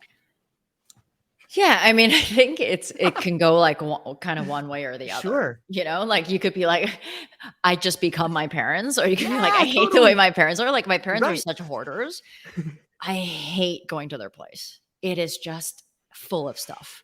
They refuse to throw anything away. And I think it does come from like this mentality of lack. Sure. Right. Like, luckily because of them, I didn't live in that. I didn't grow up with that mindset because they provided everything for us. But because of how much I hate how they hoarded everything and don't throw anything away, I became super OCD about throwing things away and like a crazy minimalist and not spending money on things. Right. Like, so I think it can, work both ways. But it's all like, I guess it's all personality based, right? It would be amazing if we all learned from our past and like became better people. But I also want to recognize that like it's just easier to fall into patterns, right? Yeah. Our patterns, our thoughts become us. They say my dad was like, if I die, don't throw away my collection of coins. It's like, you want to hoard after you die? Like, I'm not even kidding. Like, he like wants to make sure that we do not throw any of his things away. It's like, but you're dead. Yeah, I don't get it, but that's how deeply rooted this goes. That it is deep. It's interesting to think about the way in which we act out our lives and how so much we may be afraid of today could be something that our great grandfathers or our great grandmothers were afraid of so long ago. Or it could be the fact that they grew up in this depression. So now all of a sudden, like, I don't want to throw away any of the straws I get from McDonald's because I need those. I got to keep this ketchup packet, even though it's like 4 years old. That person we have to have an intervention for. It's fascinating to think about. I know. How you doing on time, Melissa? Are you okay? Yeah, I'm good. Epic. One of my you did send me an invite, so I know I have that time blocked. I know. I'm just checking. You know what I mean? There's an off ramp over there. I always want to point it out to people. You know what I mean? Like, hey, are we doing okay over here? I love this conversation. And I want to take a moment to maybe pivot into this idea of something I'm really fond of. Like, I love the psychedelic experience. And one of the reasons I love it so much is because it's really helped me deal with a lot of traumas in my life. Maybe 10 years ago, my son died. And when I reunited my relationship with psychedelics, it really gave me a new perspective on the way that the world speaks to us, through us. And ever since then, I've been able to kind of use psychedelics to see the world in a different way. It's helped with my relationships. It's really helped me get a better understanding of what I want out of life. And as someone who has recently been to Burning Man, and as someone who may have a relationship with psychedelics, I'm curious to get your thoughts on psychedelics. What do you think? Yes. I would say yes to all those things. I mean, I don't know how, like, for listeners, I don't know how like much they know about psychedelics. I guess it could be a teacher, but it can also be like just a straight up fun thing. Yes. I am not a huge fan of mushrooms. I used to be, but it just doesn't make me feel great. Like, physically, it doesn't make me feel great. It makes me feel like super lethargic, but I know the impacts of it. And a funny story, actually, like when I was in New York, someone like gave me this, microdosing was cool back then when I was living in New York. And she gave me this like microdosing bottle that she got from San Francisco from this hippie. I didn't know what microdosing was. I was like reading up on it, and it was like, this stuff was hard to get, like, I'm not like, I mean, now I'm more in that community, but back then I had no idea what I was doing. I was curious about it. And she gave me this like microdose droplet bottle. And she was like, oh, I'm going to Israel. I don't want to take this with me here. You have it. And one of the first times David and I like did LSD in broad daylight, which is like really the only time you should ever do it, is when I accidentally poisoned us with this dropper bottle. Because I texted her, I was like, oh, so how many drops do we do? And I was like, I told David, I was like, hey, I was reading a lot about this microdosing thing. Like, do you want to try it this week and see what happens? And he's like, yeah, I'm down for it. And we were not very experienced with this stuff back then. And I texted my friend, I was like, hey, how many drops, do I take? And she was like, oh, like 10. And so I was like, I went to David, I'm like, okay, 10. And he's like, that seems like a lot. And I'm like, well, that's what she said. So we're like in Chile at the time. And like right before we were about to go on this road trip with a friend. And so, I give us like both 10 drops or whatever. I'm on a work call. He's on a call with his son. And all of a sudden he texts me from across the hotel lobby. He's like, I'm getting really high. I'm like, yeah, so am I. And I text my friend. I was like, so how many drops did you say? She was like, yeah, like 10 drops of full dose. So do like 2. So we just like accidentally gave ourselves like a full dose. And at that point, like you're committed. Guaranteed. And then the thought crossed my mind that I'm like, if I don't tell him, will he notice? Because I never want to be wrong, right? So I'm just like, right. Like, because but when he was like, oh, 10 seems like a lot. I'm like, no. She told me 10. So it's 10.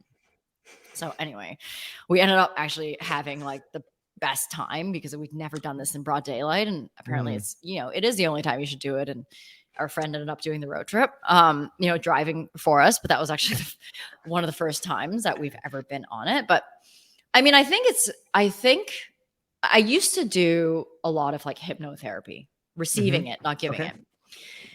And I think all this stuff like psychedelics, meditation, hypnotherapy, it's a different way to get to the same place, right? If you're not just looking to like have a great time with your friends, which is also great, if that's what you're using it for. But I used to do it, some of the stuff on my own and, put on some music, turn off the lights and see what happens. And I want to say I have had my most creative ideas, in those moments. But I was also able to, and maybe that's the point of this, also able to, in my toughest entrepreneur moments where nothing seems to be working, to be able to strip, my conscious mind, all the doubts and all the fears, and be, I guess, fully in touch with my own ability, if that makes sense, right? Like when everything is against you in your conscious life and you just feel like you're not making it, everything sucks. You have no ability to make this go. And when you're in those moments and you use this as a teacher, you're able to strip all that bullshit away and be like, you know what? Like I am capable because I've done all this other stuff.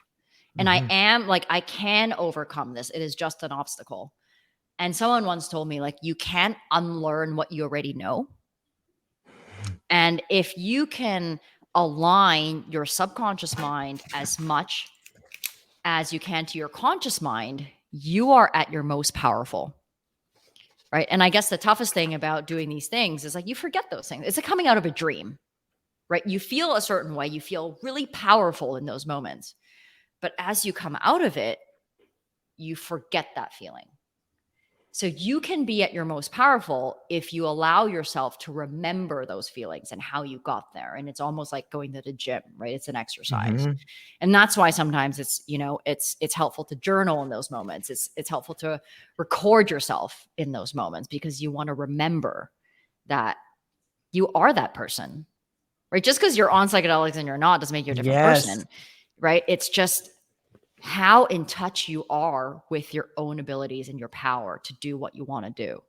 Right. So, and that's how I see it, like from a perspective of like creativity and allowing you to be a better, maybe more at peace and a more powerful version of yourself. I think it's an amazing experience. right? And maybe not everybody wants 10 drops at the same time. But start with 2 or 3 and get you there. I mean, like, and that's what I used to do. Nowadays I have a lot less, I guess, time to get into those things. And, living in Amsterdam, like I have a lot of friends that get into like, ayahuasca ceremonies and, those things that like, I don't feel like I'm ready for. It has to call you. Like it, in a lot of ways, like, I don't feel like I'm ready to really look at what's under the hood.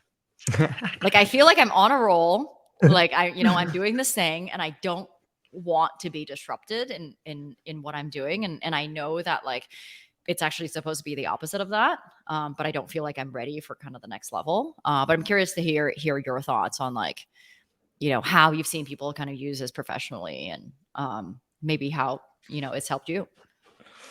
First off, that's an awesome story. David sounds like an amazing guy. He's got an amazing girl. You guys sound like an amazing team. I can't imagine. Oh shit, we did 10. On a similar story, I was mixing like a full disclosure. No one should ever do this. This is totally stupid. Don't ever do this. I was mixing up like a gram. I'd gotten like some powdered form of ethlad, which is like a derivative of LSD, and I was mixing it up, right? Because I was going to put it in a liquid form and it was in a powder form. And so you have to research all these ideas. Like, why does everybody want a drop to be 100 mics? Do you have any idea how difficult it is to take like a crystalline format and put it in and try to distill it down so one drop is 100 micrograms? Like, you need a lot of equipment for that. I don't have that. And it's kind of dumb anyway. Like, I'm going to take one drop. I have to get like a certain kind of dropper for that.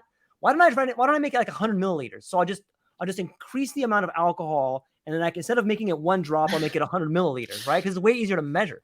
And so as I'm thinking about all this stuff, I'm like mixing and I'm like, and I'm like, I should probably wear gloves. And then as soon as I said I should probably wear gloves, I'm like, my heart just starts thundering. I get like this taste of like blood in my mouth. It's not blood, but like it's all like tinny. And I'm like, oh my God, I'm the dumbest person in the world. I'm touching this. And like, start losing control of like reality a little bit. I'm like, I should just throw everything away. Just get out of here. I start freaking out. And I'm like, okay, just calm down. Calm down, man. It's like 2 a.m. Just calm down.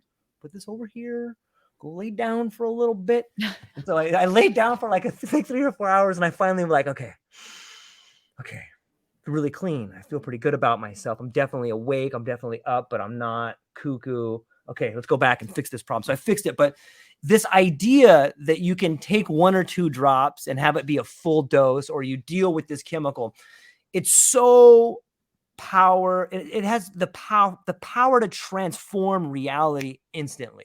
And that is something that is spoken about in the spirituality books from here to eternity. It will be spoken about in Buddhist monasteries and Christian churches and, from faiths all around the world. And it's life changing. I'm not saying that people should take this experience lightly. I'm saying the opposite of that.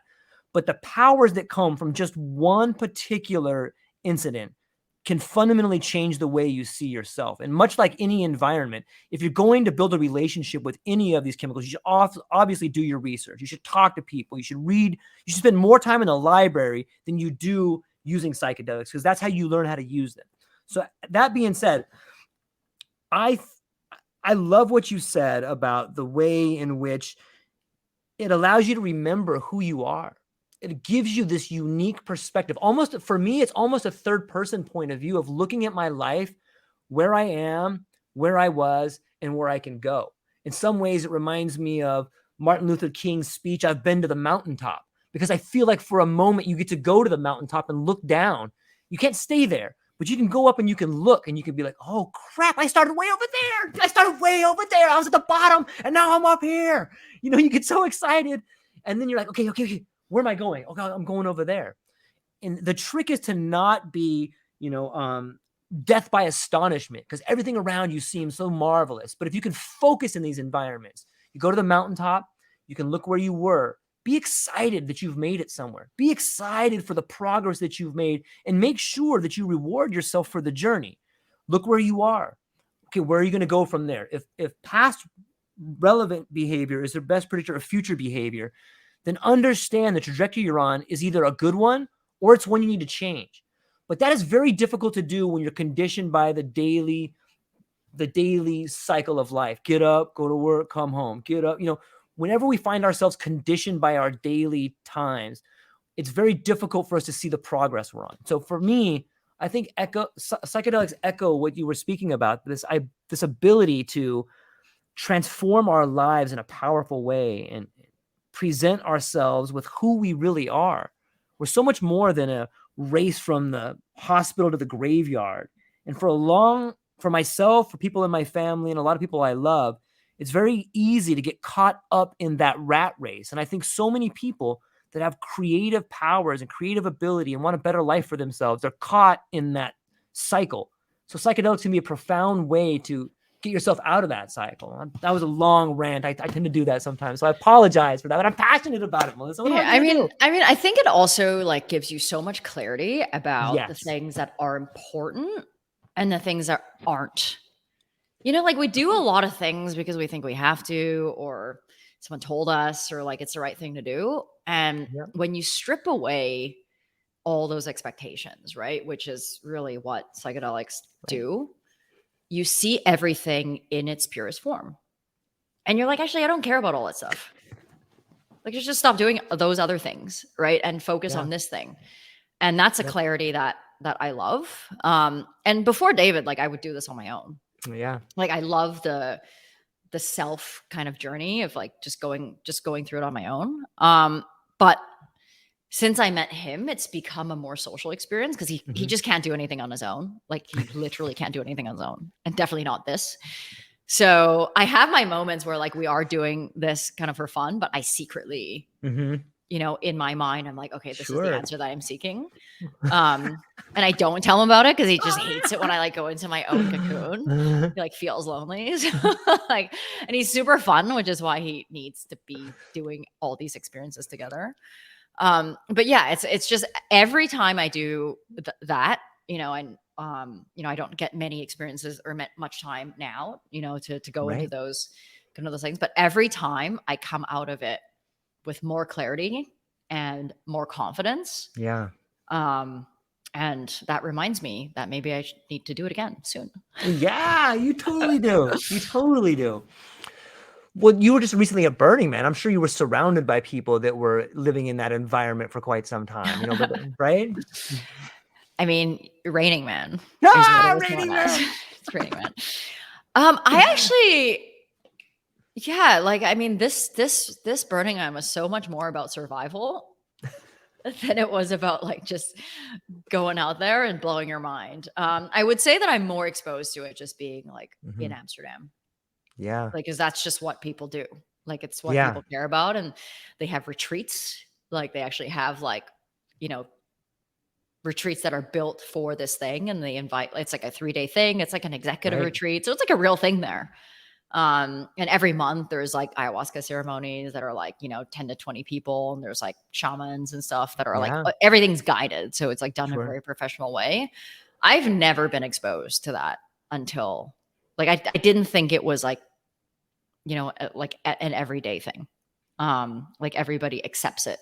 Like, that's what I mean, until I, went to the Netherlands, but, I think it should be. But yeah, I would say like I'm more educated about that now, not because of, going to Burning Man and those type of events, but actually like living in a country where all of that is like pretty normal. Yeah. You live in the Mecca right there. There's a great school called, I'm probably going to butcher that, Maastricht University. They just have it's just this giant university of geniuses that go there. And they're doing a lot of work on psychedelics and what the intersection of psychedelics and technology are. In fact, Zeus, if you're listening to this, you should reach out to Melissa because she's awesome, just like you, Zeus. I'll talk to you guys later offline, but he's doing some fascinating work where he's integrating the ideas of the psychedelic experience into augmented and virtual reality. And like you have to talk to this guy. He's so amazing. He grew up with like this voodoo background, and so he's like, when we were talking about this intersection of psychedelics and technology, he's like, what I'm saying, George, is that in the future, you may have to have a substance that prepares your mind for this new experience. Like he talks in such an awesome way. And like, it's just so beautiful and poetic, but the ideas he was talking about are coming from Amsterdam, right where you are. And they're one of the only schools that's actually working with people because they don't have the limits that so many other schools have. You have any thoughts on what the future of psychedelics and technology could be? I mean, there are so many. I mean, I guess states, provinces, countries that are trying to legalize some of this stuff for like research purpose, at least, right? Yeah. Or like medicinal purpose. I mean, I think we're a long ways from like the general public kind of accepting that. I think like we've all been brainwashed, with the war on drugs, and we categorize. It's like there's like LSD or like crystal meth. Totally. Yeah. It's just like, what? Those two are like not the same thing. I remember like David was filling out this insurance policy questionnaire, and it was like, have you ever done drugs? And then it's like a list of drugs, and it's like ketamine, heroin. It's like, how are those two things in the same category? Like you check one of these things and you'll never get a policy again. Totally. But that's how I think most people categorize it, because it's like Hollywood, right? Or whatever propaganda the news sets. It's like you're like one snort away from being homeless. Don't believe any of those things. I don't know. Like I think that I wish more people would explore this avenue. Not just as a way of understanding themselves, like, which is what we're talking about. Like, it's just for health reasons. I have a friend that's a surgeon in Newcastle, not White Castle. White Castle's the burger joint. Newcastle. And it's in the UK, and there's not much to do there, and people drink a lot. And he was like, I wish I could tell people to stop drinking and just do psychedelics because their bodies are so messed up from how much they're drinking, like in their teens even. Yep. Like he's like livers are like 3 times the size, right? Like these people are not going to live past 30. And so I wish that, I think alcohol is the most unhealthy and most dangerous drug, right? Like I drink, socially, but like heavy drinking is like really bad for you.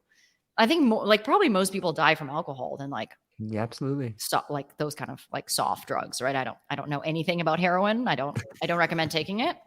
But those are not the same, right? There's not. I think I wish more people would use it, not just in a way to learn more about themselves, but also like for recreational purpose. But how it's, where the intersection is with that and technology, like I'm actually not sure. Like I'm not really seeing the intersection right now. I think it would be super cool if somehow you could like record your experience. Yeah. Like I don't know what that would like. That was almost like recording a dream, Yeah. And that would be epic. Like if you could just like download your experience. Or if you could, I don't know anything about science or biology, but like that feeling you get, the one that we're talking about, where you feel powerful and confident, right? Like I wish there was a way where you could record that, like biologically, and have a way to get there again without going on a 10-hour journey. You know what I mean? Like if it was like a chemical balance thing. Totally is. Right? That would be amazing, right? If we could have like a customized drug. It's like the Limitless thing, right? That movie, I love that movie. If we could have like a customized version of that, because that's our chemical makeup and that's where we want to get to, and that's how we get there, like that would be pretty epic. That would be amazing. I interviewed this author, David Walton, who wrote a series of books called Living World. And it's a science fiction book about dinosaurs on the earth that communicated through pheromones, and how much better of a language it was than the language we use today in words. And it was a hierarchy of women dinosaurs that ruled the world, and they communicated all through pheromones, but they communicated confidence, they communicated fear. And in some ways it sounds to me like maybe there's something to be said about these pheromones and psychedelic states. And it's fascinating to think about finding a way to record this feeling or this this dreamlike state that you could then be part of or share with other people. In some ways, maybe the drugs are the software and we're the hardware. Like if you look at alcoholism and the way alcohol, look at all the ideas we create running on alcohol. If we look at our species running on alcohol, we come up with a lot of violent ideas, the same way a drunk person wants to fight all the time. But what if we ran on the software of psychedelics like mushrooms or LSD? Might we have something more like the 60s where we ran a little bit more on our ideas radiated love or our ideas radiated creativity, and I don't know. I think on some level we are the manifestation of what we take in. And if we can agree that most societies run on chemicals or drugs derived from plants, we should really stop making alcohol like the very driver of our ideas. Because so much of what we're doing seems to not be working. And if that theory worked at all, it'd be much better to run it on mushrooms or psychedelics or I mean, we are like, if you're looking at us as like hardware, okay, and say drugs is like software that like, changes the hardware. Like we're already doing that through like vitamins or, like I have a friend who's just like a crazy body hacker and like he studies all this stuff and like he could go to a 3-day festival and not sleep. Like, I'm not saying like that's like a really good thing, but he like, his whole idea is when you're doing all the stuff and partying and having fun with your friends and taking all the stuff, like your body is depleted of certain things, like certain vitamins. And he has a whole massive like vitamin regimen that he takes before, during, and after. And that allows him to have energy for like 3 days. And like, and to the point where like his gift, in the last festival that we had was like, he made these custom little pouches with like 15 vitamins in them. And he would just like give them to people so that like, awesome. And it works. So we're already doing that in different ways. Right. And maybe one day we'll get there to change our minds or run our bodies on something like a bit more psychedelic than vitamins. We may never see that day in our lives, but I hope we will. Yeah, me too. I feel like we live in such an incredible time. And when I think about psychedelics and getting our time back and the creator economy, something that you and I both do, are podcast hosts. You have your own podcast. And I was reading a recent article that you had spoken about the way in which you've harnessed the power of the podcast. You tell the story of, well, maybe I just let you tell the story. Maybe you can tell your story about how you developed eWebinar, your business strategies, and what you think podcasts are today and moving forward. Yeah. So I did season 1 of a podcast called Profit Led. And the whole idea was, my whole like vibe right now is to let entrepreneurs know that they can bootstrap a company and be successful. And that success is self-defined. Like that is like the whole thing that I'm advocating for. So my season 1 of Profit Led is really interviewing other bootstrap founders and strategists to share stories and ideas of how they've done it. But actually the primary reason why I wanted to start that podcast was because I wanted a side project. Like I wanted like a creative side project that was not related to my software. Because software, I don't know if most people know this, if they're not in software, is like, it's not tangible, right? So you're not feeling success for a long time. You're actually just getting into debt for a long time. And I've only started paying myself in the last 2 months, and like not a real salary, and have been doing this for 4 years. So, I wanted something that I could feel success from, that was like a product that was like tangible. And I wanted to learn how to run a podcast on my own. Like everybody was trying to sell me podcast services, and I'm like, I'm just going to learn how to do it on my own. Yeah. But they were charging like $1,000 to $2,000 per episode. And I'm like, let me try to figure this out. So that was like the primary reason. And of course, like the secondary reason is like, I wanted to get my name out there, build credibility. Like there is nothing that builds more credibility than a podcast or a video. But the best thing about a podcast is you can listen to it in 2 times speed, in the gym, on the way to work, when you're walking along the street. Like I've always been a consumer of podcasts, and I love how easy it is. And, and it's almost like a low commitment, it's low commitment content. And there's a lot of great content out there. Yeah. So, yeah. And of course, like when you hear someone speak or when you see their face, I think it changes that relationship. And we talk about meeting friends, quote unquote friends, having never met them, having never meet them in real life. I think podcasting and videos is kind of the best way to do that. So as it relates to my business, that's kind of an indirect, marketing channel. And of course I put, an e-webinar ad, in the middle. Yeah. But actually along the way, I realized by running this podcast that there's so many business interviews out there. I'm not talking like this conversation we're having because it's like business / lifestyle, Right. but I invite a business guru, a tech guru, and I interview them on how they became successful. There's so many out there. And then I realized halfway through this podcast that I was just a number. And I was not as good of a host as all these other hosts. I've been doing it for years. And the reason I also capped it at 15 episodes is because I wasn't sure if I wanted to commit to it. But at the same time, I was, writing on LinkedIn 4 to 5 times a week, writing my own experiences, stories of bootstrapping 3 startups. And I realized just from feedback of the content that I put out there on LinkedIn, how little authentic, real, relatable content is out there about building companies. So actually my next season, which I'm going to start recording soon, is actually about our journey to $1 million. Nice. And I'm just going to create our own content. There's no interviews. And myself and my COO, who's actually the first person that started helping me on eWebinar, is just going to talk about one topic per episode on something that we did.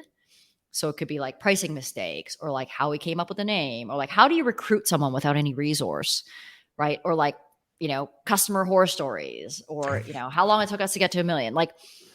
Every episode will be one specific topic on our journey to $1 million. And I feel like that's actually the content that's missing, not more tech guru interviews. So that's kind of and I actually believe that most founders, if they don't have any money to spend on marketing, if they're not leveraging podcasts as a marketing channel, a lot of them are kind of free podcasts, then they're missing out on a huge, audience. So actually in the past year, I think I've been on 100 podcasts just in the last 12 months. But yeah, I mean, as it relates to my business, I'm actually not sure, revenue wise. A lot of people say oh, you do this thing on LinkedIn or you do this thing on podcasting. How much revenue do you attribute? If I only did things I can attribute revenue to, I'd be doing nothing. Right. Right. It's just, you never know where and when someone's going to hear about you. You can only be there, when they might be there. So I think a lot of my life is spent on, creating content. Yeah. I have a unique view and I echo some of the same things. When I think about podcasting, only recently have I begun to see it not only as a product, but as a service. And when I look at it from that angle, I'm it just does so much. It's branding, it's marketing, it is an educational device. It's all these things. And if you can get really good at it, I think that those can all be branches that come off of it. You can have this one vehicle. It's hey, why don't you get in? I'm going to take you for a little ride over here. I'm going to show you this little educational thing. Or jump in. I'm going to take you over here and show you this marketing part of it. But I think it speaks to the idea of the creator economy and these new things that are beginning to emerge and the branches of revenue that come from them. It's really exciting to think about where we are. And it's kind of the creator economy seems to be at the forefront, the leading edge of what is possible. Do you think so? Yeah, I mean, that comes back to the idea of control, right? Yes, absolutely. And, all these creators used to be in corporate jobs and they were really good at what they were doing and they built an audience. A lot of them did it early on, but it's still possible right now. The best data start is today. But they're capitalizing on their experience. Mm-hmm. And that's awesome, right? I love solo entrepreneurs and creators. I wish I was a solo entrepreneur. I wish I didn't have a company with 10 people, if I were to do it again, that's what I would be doing. What can I capitalize on? That's just me, myself, and I. But I think it's awesome that technology allows for that. Mm-hmm. But, I don't take that lightly because it is so hard to build an audience. If you build it, they won't come, you have to You have to go and find these people. Yeah. Like, I don't know how long have you been doing your podcast for? I've been doing it for 5 years, and I just yelled out into the wind for so long. Like, hey, everybody, look at me. Hey, I got And something like, cool to show you. what was your intention for starting it, and how has that changed over time? First off, thank you for asking. I think my intention at starting it was trying to prove to myself that I'm better than I was, that I'm original, and that I can help people in ways that I'm not doing now. And that resonated with me because I felt like I was wasting part of my life. I felt like I'm really good at this job I was doing. I was a UPS driver for 26 years, and I really enjoyed the communication and the people, but I couldn't. Part of me began to die inside when this new world emerged of COVID and unrealistic production standards, and watching my friends get hurt, and then watching no one stand up, and something began to die in me. And maybe it was something developing inside of me, but it was this need to try and reach out and show people like, hey, I wanted to be the change that I wanted to see in the world. Because I tried to tell everyone, hey, you should do these things with your life, but that didn't work. And so for me, I was like, I gotta be the change. I gotta be the person that does it. So when I started off, it was me just trying to create some change in my life. And the more that I started off with just like some solo rants and investigating magnets and like, hey, watch what this magnet does over here. You know what I mean? And I did some cool experiments where I took some seeds and I tried to grow mushrooms with like seeds that were exposed to the North Pole of a magnet and see if those grow better, just some stuff I would do around the house anyway, but I started putting it online. And then after a while, I started doing book reviews. And then after a while, a PR firm reached out to me and they were like, hey, we noticed you're doing a lot of book reviews. Would you like to talk to one of our authors? And I was like, absolutely. And then that started this new flow of like, all of a sudden, people started reaching out to me from like an Ivy League school, like this, like Joseph Sassoon from Georgetown, like his publisher reached out and was like, would you like to interview Dr. Sassoon? I was like, absolutely.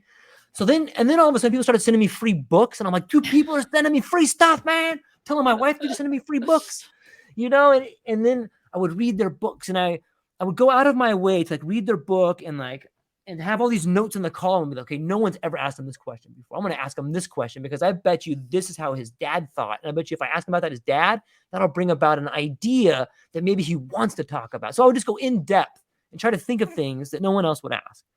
And then from there, it turned into, hey, I have like 10 followers, 100 followers, 1,000 followers.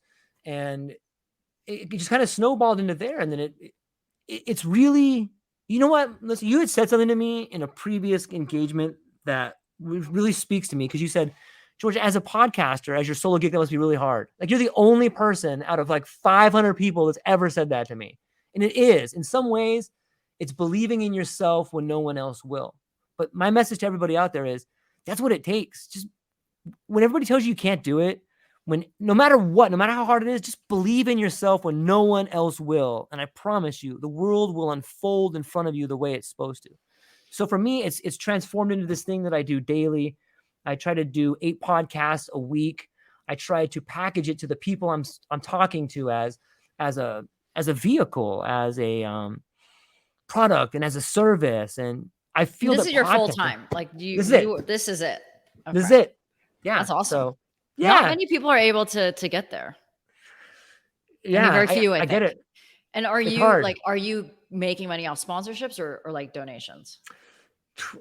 I took a second on my house. I've been doing it for 5 years. I took a second on my house about 7 months ago, and I'm pretty much funding everything through that.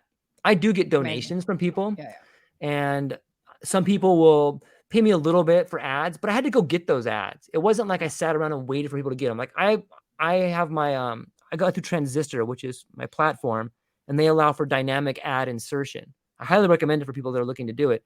But no ads are going to come. You have to go chase down the ads. So if I talk to someone that's doing a book, I'll be like, look, why don't you pay me $50 or $100 and I'll mid-roll it? Or why don't you do this? But the model's out there. If you're willing to create the model, The model is out there for you to create. And especially now in this landscape where it is the creator economy, you can make the rules. There's no set rules right now. So it's kind of this blue ocean strategy where you can, hey, these are the rules. How do you know? Because I made them up. That's why they're the rules. Yeah. I mean, someone once told me, like, when someone says it can't be done, what they're really saying is, I've never seen it done before. Or I can't do it. And yeah, or I can't do it. And I think that's, like, it used to bother me when people say those things, right? But it doesn't anymore because I just don't care what people say. I love it. But it also takes, it's like an exercise, right? It's like being in sales. I've been in sales for a long time. So it's like not caring about what people think is a muscle that you need to work out. And it still hurts a little bit, you know? It's just how long you let it impact you for. Mm-hmm. And you definitely should not change your own path based on what someone else thinks you're capable of. Because they don't know. They have no idea. Yeah. And I think that that's where resentment begins to build when you allow someone else to tell you what you can and you can't do, and you start believing them. That's where the seeds of resentment begin to plant themselves. And it's hard not to believe them sometimes because you're not successful. Oh God, I know. Right? It's like, well, they're just validating what I already think about myself. This is actually one of the reasons I stopped talking to my parents for a while, because they were so negative that I just couldn't have them. Like, I couldn't talk to them and have them tell me that I should just go get a job. Mm-hmm. Like, it's like I've already told myself this many times a day. I tell myself that I can't do it. And then when you check in, you tell me that I can't do it. And that's really tough. Yeah. You know, and even if they're your parents, like, sometimes you just have to, like, either you just choose not to talk about that stuff to them, or in my case, I just had to stop talking to them for a while. Like, it was just like, just a negative, dark hole that I was in. But yeah, like, but then for anyone who kind of like triumphs over that, like, it is so liberating. Like, you're so glad that you didn't give up in the moment that you were supposed to, because giving up is the easy thing to do. And that's why most people don't do this. If it were easy, everybody would be doing it and you wouldn't be special. Yeah. There's a real point where your relationships are called into question. Like, what are you doing? Are you doing the right thing? Who are you doing the right thing for? Is this you want it that bad? Is it you that wants it? Who wants it? You know, like, you have to ask some really deep questions about what's right for you and your family. And, you know, when I look back at some of the decisions I've made, one of the most beautiful things that I tell myself and I see happening is that I don't want my daughter to grow up and be in a position where she has to go work. I can tell her everything in the world, but I don't want her to be in a position. If she wants to work for someone, that's fine. But I want her to be in a position and have somebody who had the courage to strike out and make it on their own, because that's what I want her to do. And if I tell her, you can do it, but I'm not doing it, then I'm sending the wrong message. I want her to see somebody that can do it. And in doing so, even if I go back to doing other things, at least she sees her father, one of the men she loves in her life, following his dreams and his passion. Because that's the kind of guy I want her to be with, you know? And so I think that what we do in our lives. Yeah, thank you. Yeah, that's awesome. So yeah, now look at me. I'm talking about my family and ranting about all my personal problems. Thanks, Melissa. It's a fascinating conversation, Melissa. I'm super thankful for all of our time today. Did we cover anything that we did not cover anything that you wanted to cover? I think we've covered probably a wider set of topics than I thought we would go into. But I guess that's the point of this podcast, right? It's just like, let it flow. Yeah, I think so. I really, that's the point of the podcast, is just to get to know people and have an honest conversation that people can listen to, and whether they're in the gym or in their car or in their truck or their car, something that people can talk to. I think the real heroes are the people that are out there every day making it happen, whether you're, you know, whatever you're doing, you're making it happen. And I think that these conversations at the forefront are the most important conversations for people to listen to, especially in this time where the pace of change is happening so quickly and that the world is changing all around us. The truth is that the hero is the person that gets up and is out there doing it every day. And people like you, Melissa, you're the hero. Thank you. Well, I think if you're going to take anything away from this podcast, it's just like, just do you. Yeah. You know, like whatever you want. Like life is so short. Even though it's the longest thing that we have, it's still pretty short because you never know like how many more days are left. And like, don't waste time being in someone else's box if you don't want to. And it is totally okay if you derive joy from that. Like my brother is the complete opposite of me. He has a 9-to-5. He's ambitious within that, corporate realm. He wants certain things, but he won't go out and get it, but that he's okay with it. He, has a wife, no kids. They know exactly what they're going to do every weekend, 2 vacations a year. Like he's very, very structured. He'll probably be happier than I will ever be in my life. But, like he's cool with that. Like he doesn't want to go and like start a company and do his own thing and have a podcast. Like none of those things give him joy. Mm-hmm.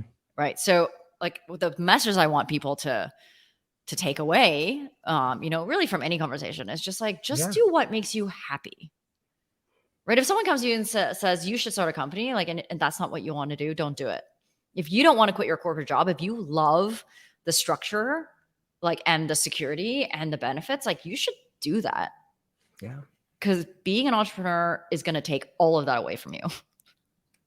And some people are just not fulfilled by that, right? Like the thing that I care about is freedom, but everyone defines freedom a different way, right? Freedom to my brother is having, 30 days a year, paid vacation and being able to, do the things he loves every day in the same city and knowing exactly what he's going to do every weekend.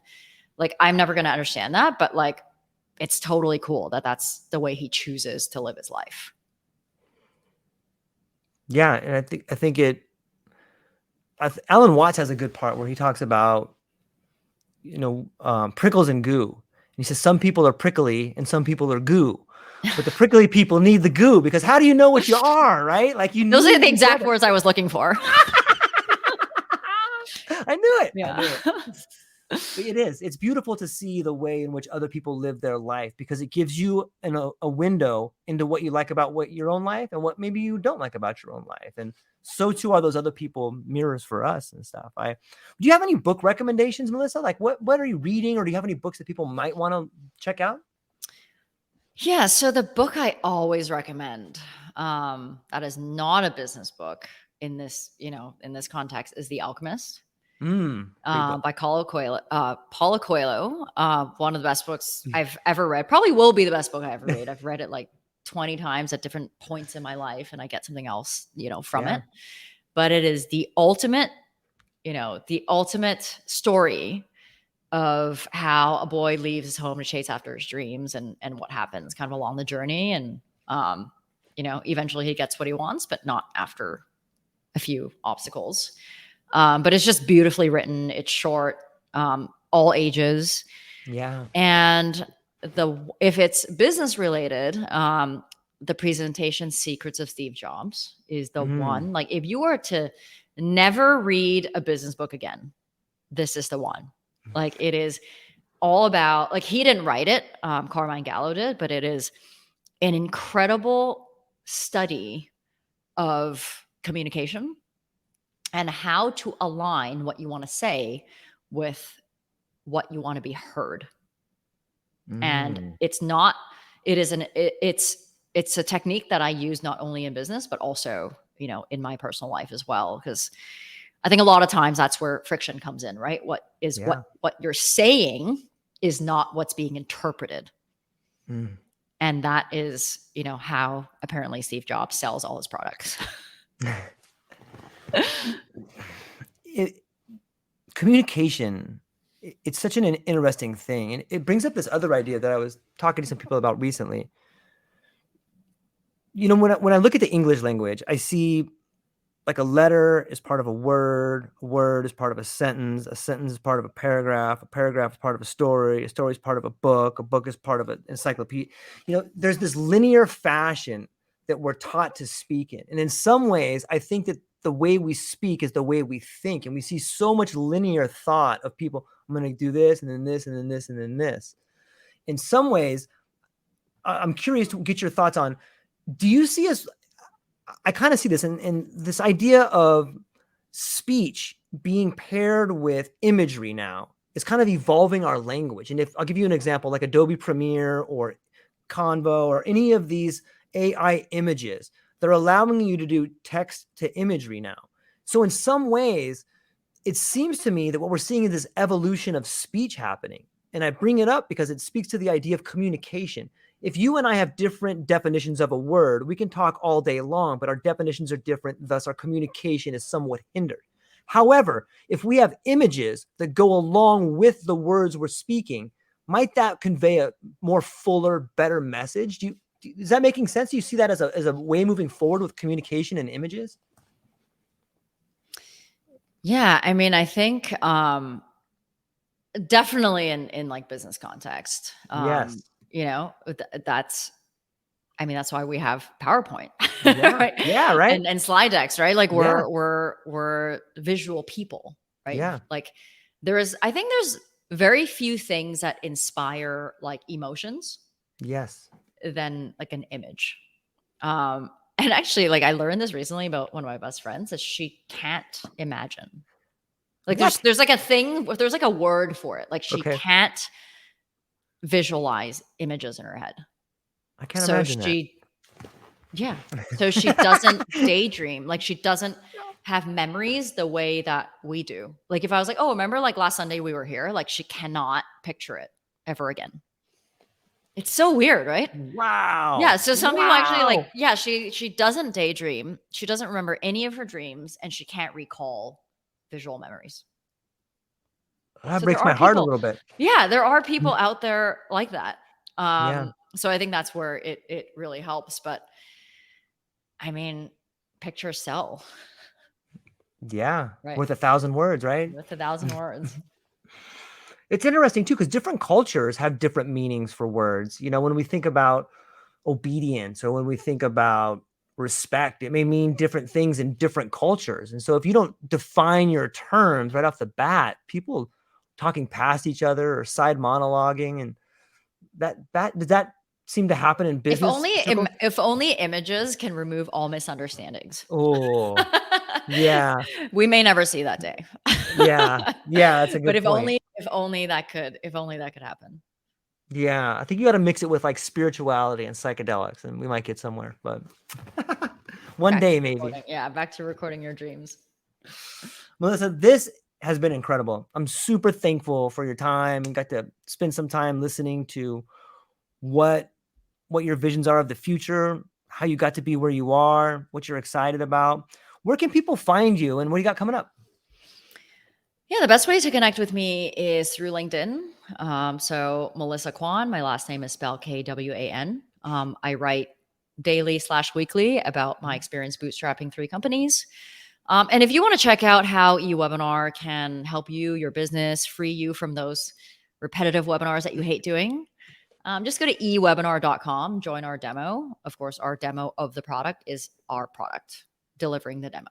So it's a very meta thing. I manage a chat or, COO, my COO, Todd. But yeah, would love to show you the product and, give you your freedom back if that's your thing. But if you love doing back-to-back live demos or training, whatever, that's up to you as well. Then don't come to my website in that case. Amazing. Ladies and gentlemen, thank you so much for spending time with us today. I hope you have a beautiful day. Melissa, hang on one second. I'm going to talk to you briefly afterwards, but I'm going to hang up with our friends here. Ladies and gentlemen, thank you so much for your time. Have a beautiful day. Aloha.